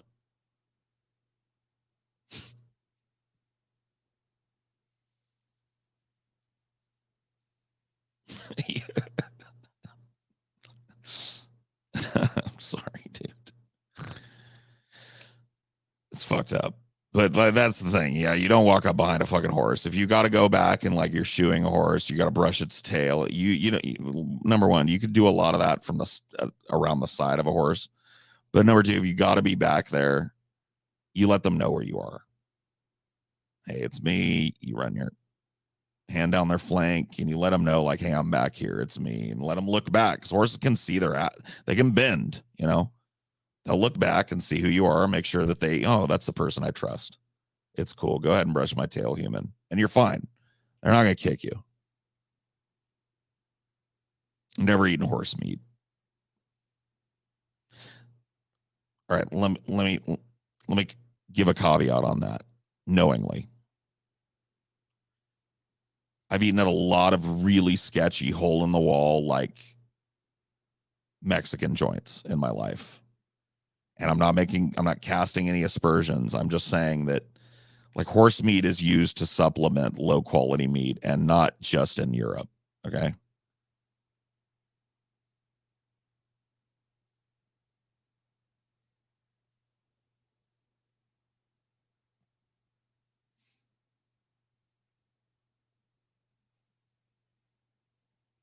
I was a horse girl. I grew out of it, but still have tons of respect for those animals. Well, that's the thing, right? Is like you would know you have to have respect for a horse. A horse is a powerful beast. If you're going to get on that thing, you ain't really like that horse is so much more powerful than you.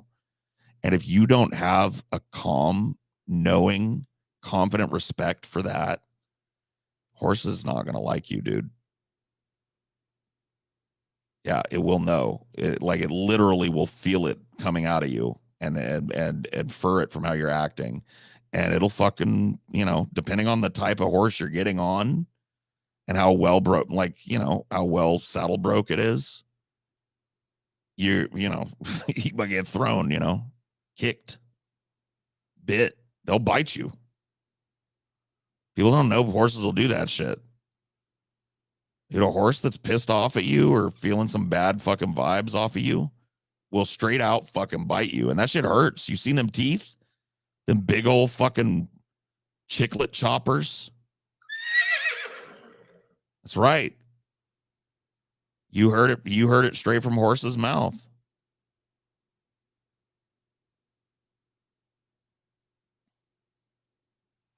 But anyway, yeah, not to diminish. I'm just closing out the screen share. Yeah, I know. I shouldn't have used the N word in that context. It was pretty flippant and pretty dumb, and I'm not gonna. I won't try and fucking defend it. I wouldn't do it now. You know.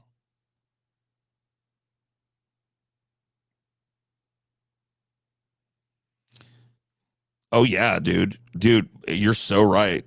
Dude, have you ever been a horse? I got horse bit during 4-H one time, and it was fucked up. And they didn't abide by the rules that I was talking about. I was a little kid. I knew how to ride a horse, but that horse did not know who was climbing up on him and looked back and was like, "What the fuck is that?" Turned around and bit me on the hand. Dude, broke my pinky. All right. So, like a carnivore tooth, if they just bite you and leave, you got puncture wounds, right? If a horse bites you, you got deep muscle bruising or a broken bone.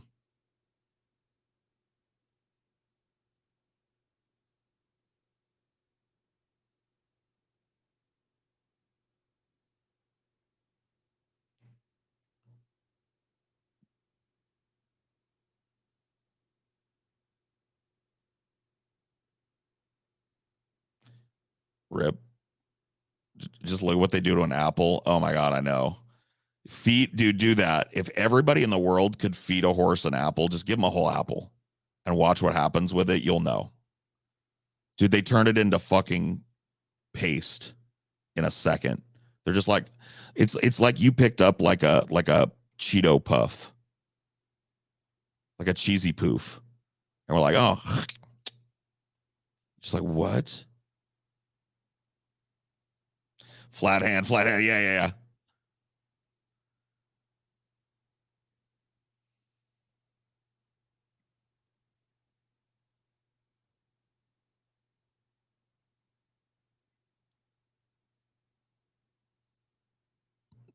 It's a grape for them. Yeah. I mean, it really is. They really do not struggle. Like they might take a second to get it over their back teeth. Like they'll take it out of your mouth. Number one, a lot of people don't know horses have kind of like prehensile lips. Their lips are like digits. It's very strange, but they will nibble at you with just their lips, and their lips are very movable, right? And so they will, if they're not sure what you're giving them or whatever, or who you are, they'll like nibble at it with their lips and kind of, oh, and they're like, oh, that's an apple. And then they'll just take it from you basically with their lips. And then they use their lips to like push it back into their mouth. And then they get it over those like back teeth, the big giant molars. And then the apple is gone.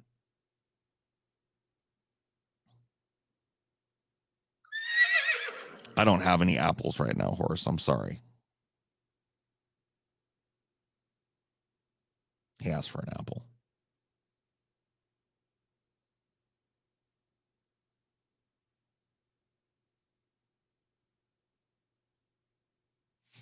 Their lips can do the Macarena. Dude, their lips are crazy, bro.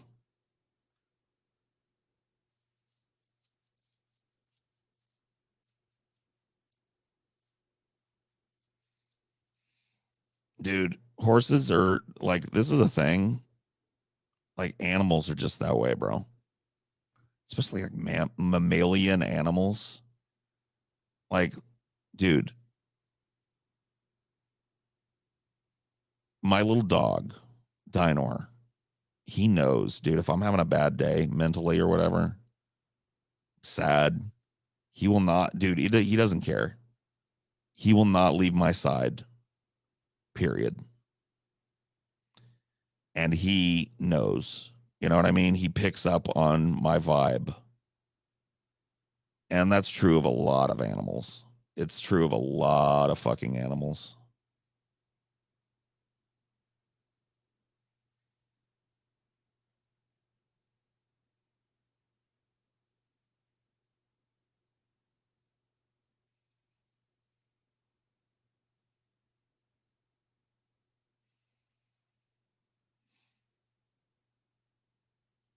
I mean, they do it all the time. That sound they make, they're like,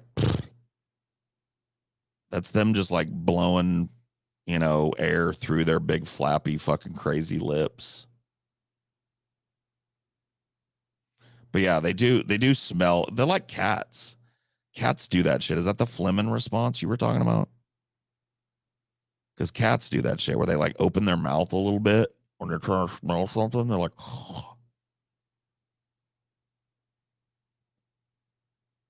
you know, it's like it's part of their smell.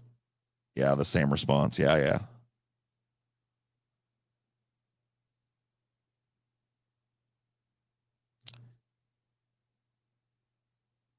Horses love ketamine. People love ketamine. Everybody loves ketamine. Ketamine's the cool guy at the party. It's a little bit dangerous, but you don't care. You want to fuck him anyway. That's ketamine.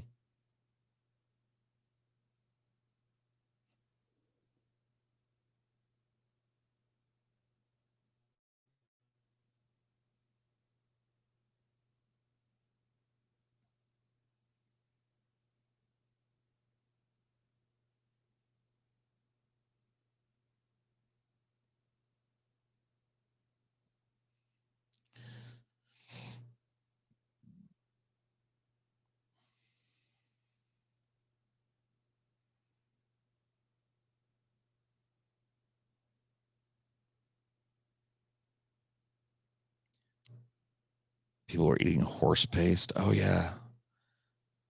Horse paste. Yeah, I don't know. I don't have it. I don't. I have very, very small dose experience with ketamine. I don't feel like I'm the guy to talk to about how ketamine really is. I was very afraid when I tried it. I took a very small dose intentionally. And it had a very like disassociative effect, kind of like being drunk, but being more aware while drunk, just kind of like a disassociative effect is what I remember.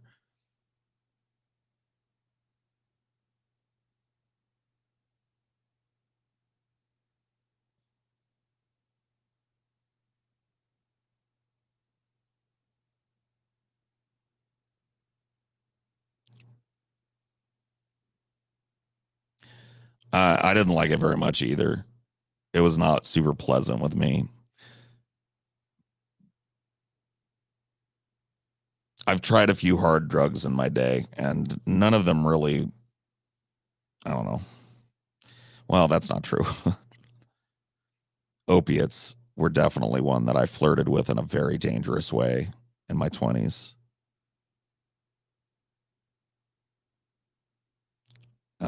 And those definitely classify.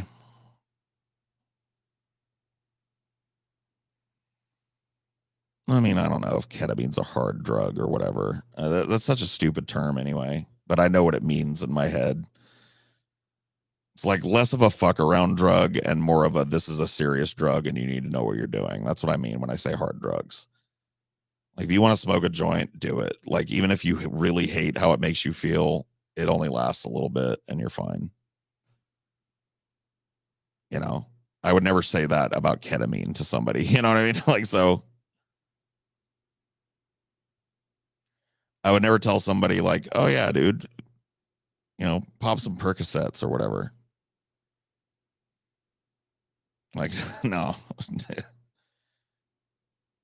Like, I don't mind, you know, you want to experiment is what I'm saying, because I did. But be aware. Like, you got to know what you're doing and how you're doing it. You got to trust the people you're doing it with, all that shit.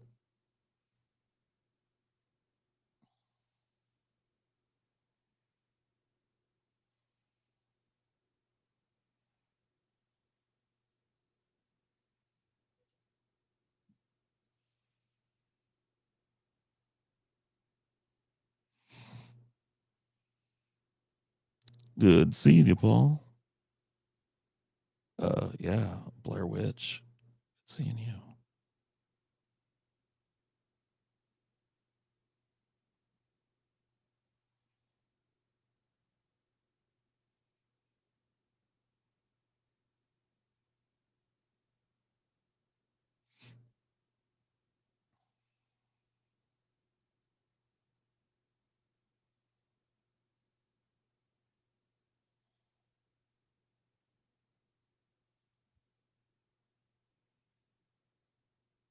What the fuck is Fett?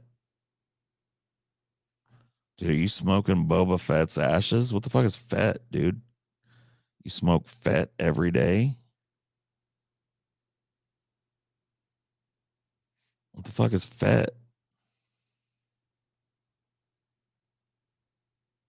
What are you smoking every goddamn day, dude? What the fuck is a Fett, dude?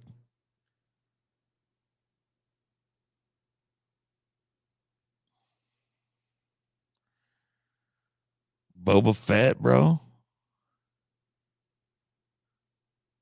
Fetty? Fentanyl.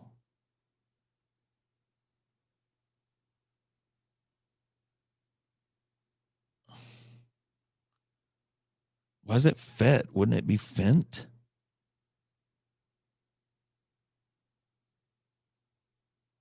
Because if you would have said Fent, I would have been like, holy shit, fentanyl? But you said Fett, like Boba Fett, dude. Why is it Fett? Dude, explain the streets to me, dude. I don't understand.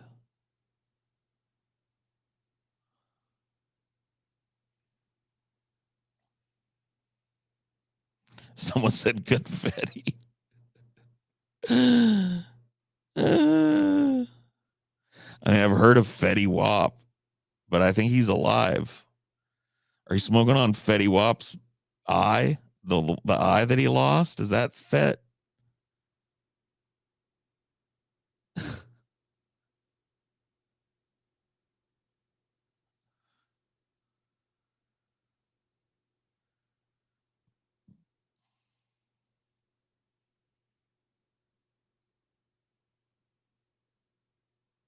Here, fentanyl is referred to as Fetty. Crack equals hard. Meth equals ice. Okay. I haven't heard that one. I didn't know. My bad.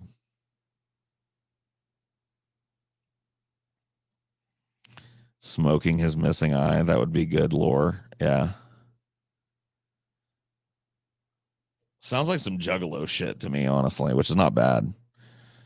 I snatched Fetty Wap's eyeball out his head and cooked that motherfucker in a stew in my shed. You know what I mean? Hit me up, dude. I'm definitely at the point in my life where I feel like I could bust on the scene and do some juggalo shit, dude. What do you think? Old school juggalo shit.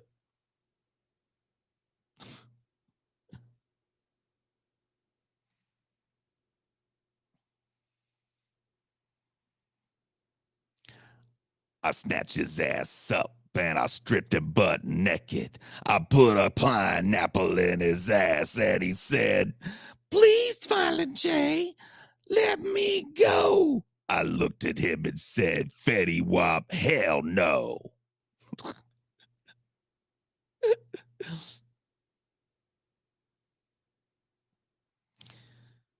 I smoked Fetty Wap's eye. I hope that motherfucker curls up and dies. That fucking eye got me so fucking high. I'm a juggalo till I motherfucking die.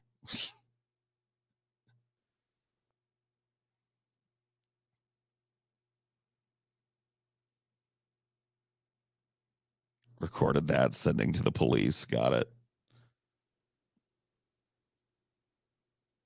Fettuccine Wap. Yeah. Fettuccine Wap, dude.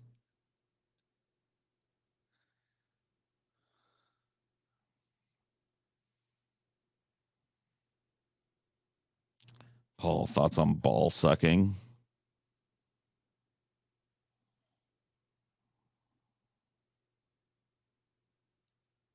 I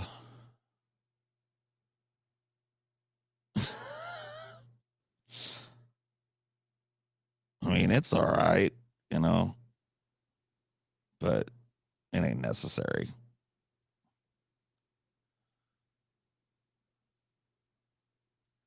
Yeah, that's the problem, though. The be gentle thing kind of goes out the window sometimes. People think they're being gentle, but they don't use their mouth in a gentle way very often, you know? So, like, just the balls they're very fucking strange zone. Like sometimes you want them played with a little bit, and sometimes you want them kind of just left, maybe cradled, you know, it's fine. You know?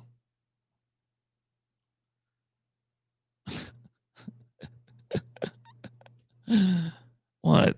I mean, what? I can't talk about balls? It should be handled way more delicately than a fucking Gucci bag, bro. It's the bag, all right? It should be handled like the fucking crown jewels. There's a reason they're called the family jewels, okay? They should be lifted up on a satin pillow and caressed, lovingly gone over, very gently rolled around and examined. Maybe even like juggled a little bit, you know, like moved around a little bit, cradled, swaddled, loved, and then put back in the fucking jewel case, right? That's all that should really happen.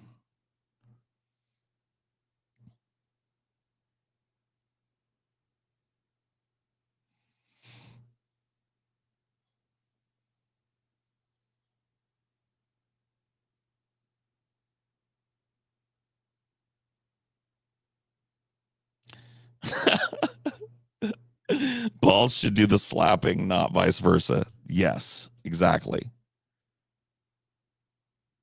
Let the balls slap you. Don't ever slap the balls.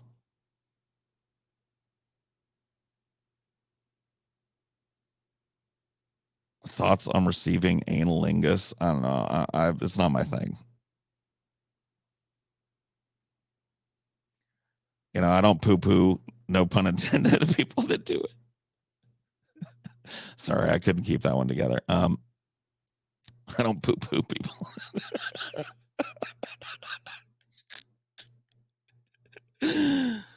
I'm sorry. I tickled myself.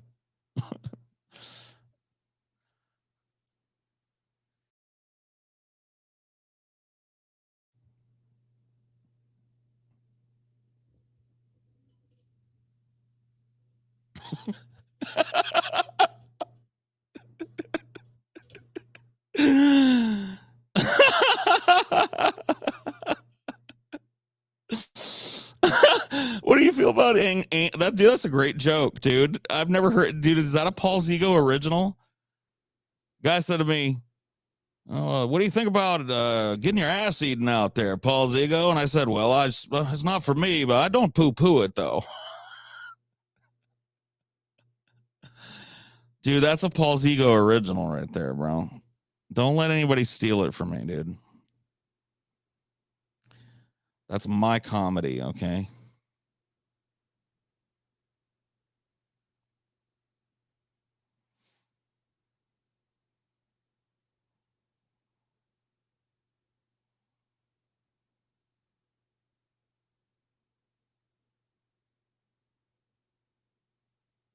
Thanks, stealing it now. Paul's stand-up comedy special win. Maybe I'll build one around that joke. You know what I mean? That was a zinger right there. Reddit joke. I mean, okay.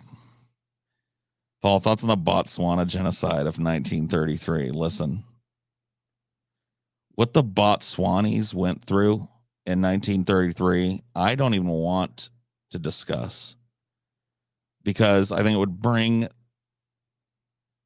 the whole mood down. Okay?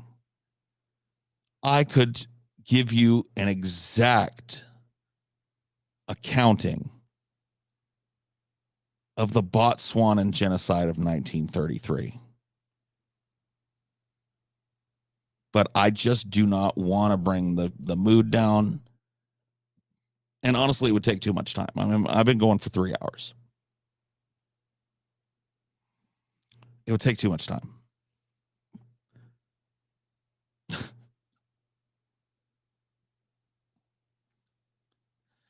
What about the Rwandan genocide from the 90s? Yeah, I skateboarded during that. You know what I mean?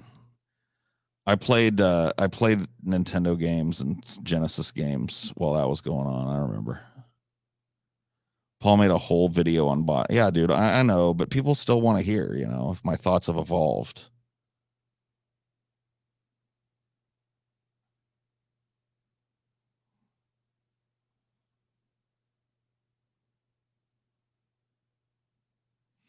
Oh no, dude.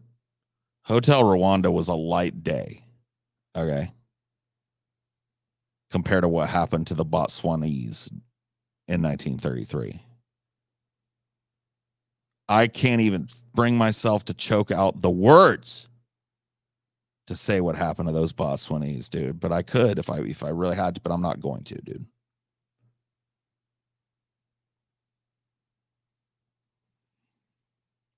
Seb, I'm going to warn you. You asked me about the fucking war of 1988 again, flippantly.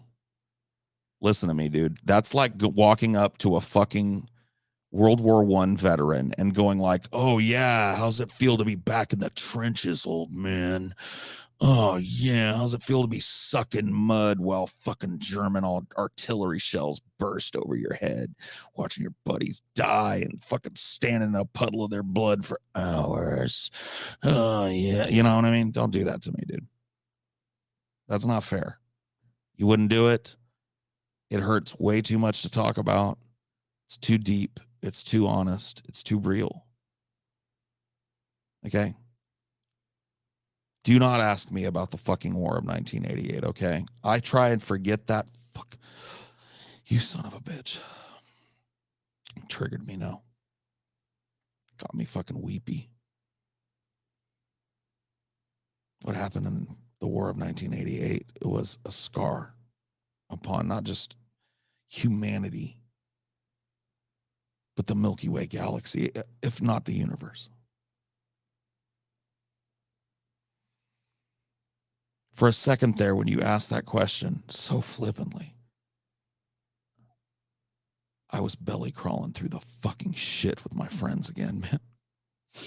I'm sorry. I don't mean to get emotional, but fuck it, you took it there. There's a reason why you don't find this fucking war in the fucking history books, okay? Because even the historians can't stomach it, all right?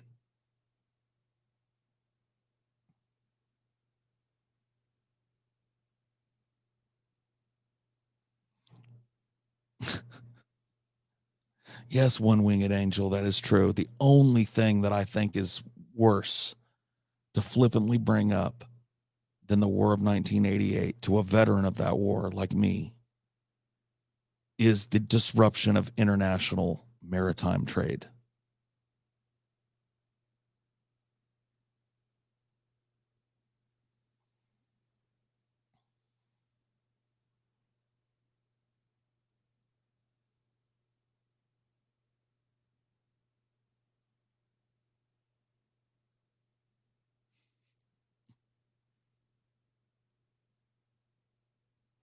Damn, Cassandra's got bars. Look at that. Paul slumped in his chair, his voice suddenly hollow with despair. He looked up with a 1,000-yard stare. Fuck you, man. You weren't there. That's true.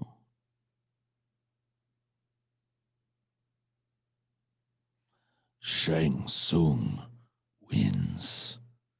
Fatality.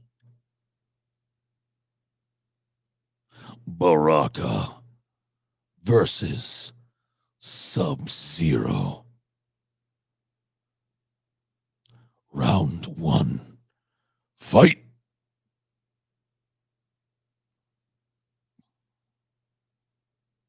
No donos? Nah, dude. Nah, dude. Don't worry about it, bro. Just chill out, have fun, and enjoy the content, my friend, because I don't care. Baraka. Sub-Zero.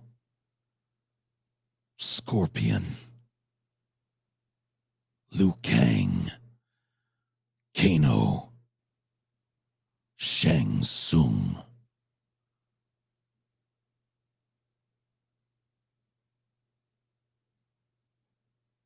I never did find out why your channel got banned. Hate speech, if you could believe it.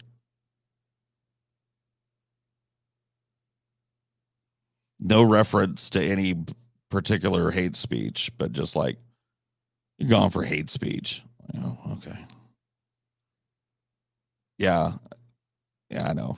Trust me, I was as fucking confused as you. I was answering Jason. He asked why my channel got banned. I said it was why that original ideology. The channel I had since fucking 2006 got banned. And the reason was hate speech. They didn't want to hear me say, Baraka, Jax, Sonya Blade, Noob, Cybot.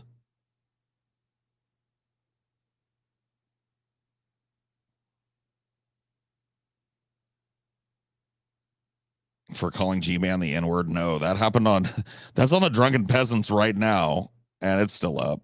So, you know, whatever. Sindel wins. Flawless victory. Fatality.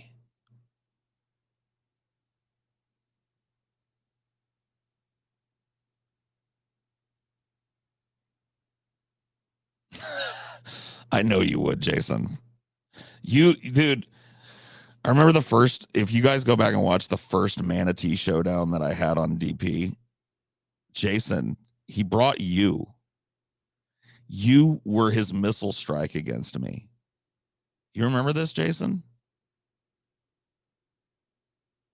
I know you remember this, Jason. He brought a record. So Brett Keane back in the day used to have this like Google, whatever, what do you call it? Like a Google phone number.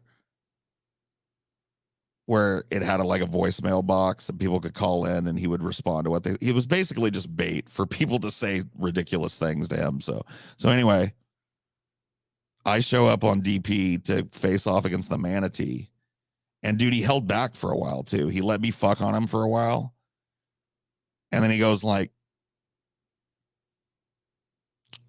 "Well, I mean, don't you like saying the N word a whole lot, Paul Zwingle?" And I was like, I mean, I've said it before, but I don't make a habit of saying it. I don't say it all the fucking time. Oh, that's weird because your best bud, Jason, he likes to use it a lot. And I was like, I was like, well, all right, 1 point for the manatee, I guess, because I can't really dispute that. Jason, honestly, I have such good memories of playing Dota 2 with you. I really do love you, dude. I really do. Like we laughed so fucking hard back in the day, bro. And I really I miss that about our friendship. I don't know that it'll ever be that way again. You know, there've been mitigating circumstances or whatever and time and all that. But dude, I just want to let you know you were a real good friend to me. Like really, like I don't know. Like people may not know this. Like Jason was pretty much the only friend I had for a long time. Like real friend.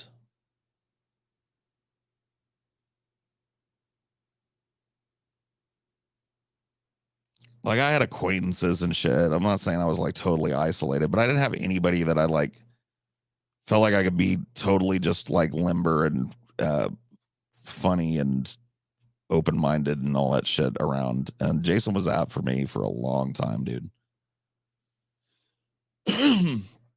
That's why he's got a pass in here usually. I mean, if he gets out of fucking control, I'll ban him. But Jason and I were real good friends for a long time.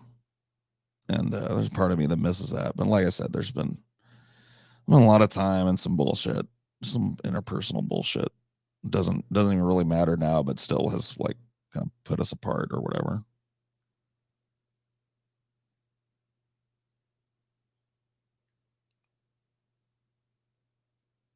Paul ain't drunk, you dumb fucks. I mean, guys, I will tell you what I am. I'm high as a fucking kite, dude. Okay? Please learn the difference. Like I will absolutely be honest. I'm super duper high. But yeah, I don't drink.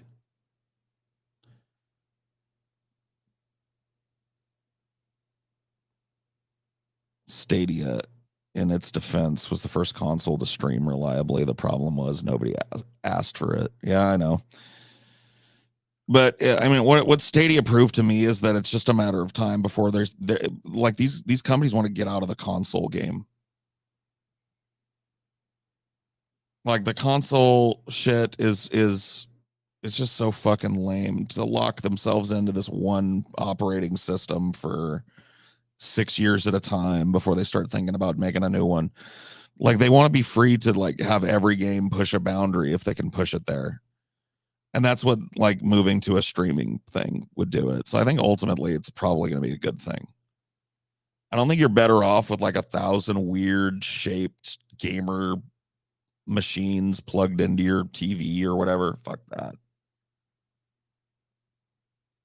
Sit down, log in, have the processing power of a massively fucking powerful computer behind so everything runs smooth and at max settings. Stream it.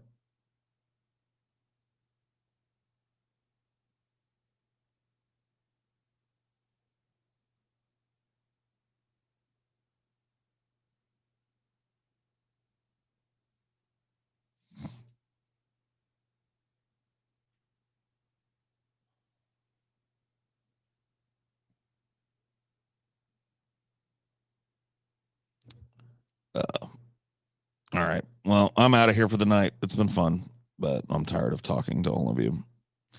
Have a good one. See you next time. Peace.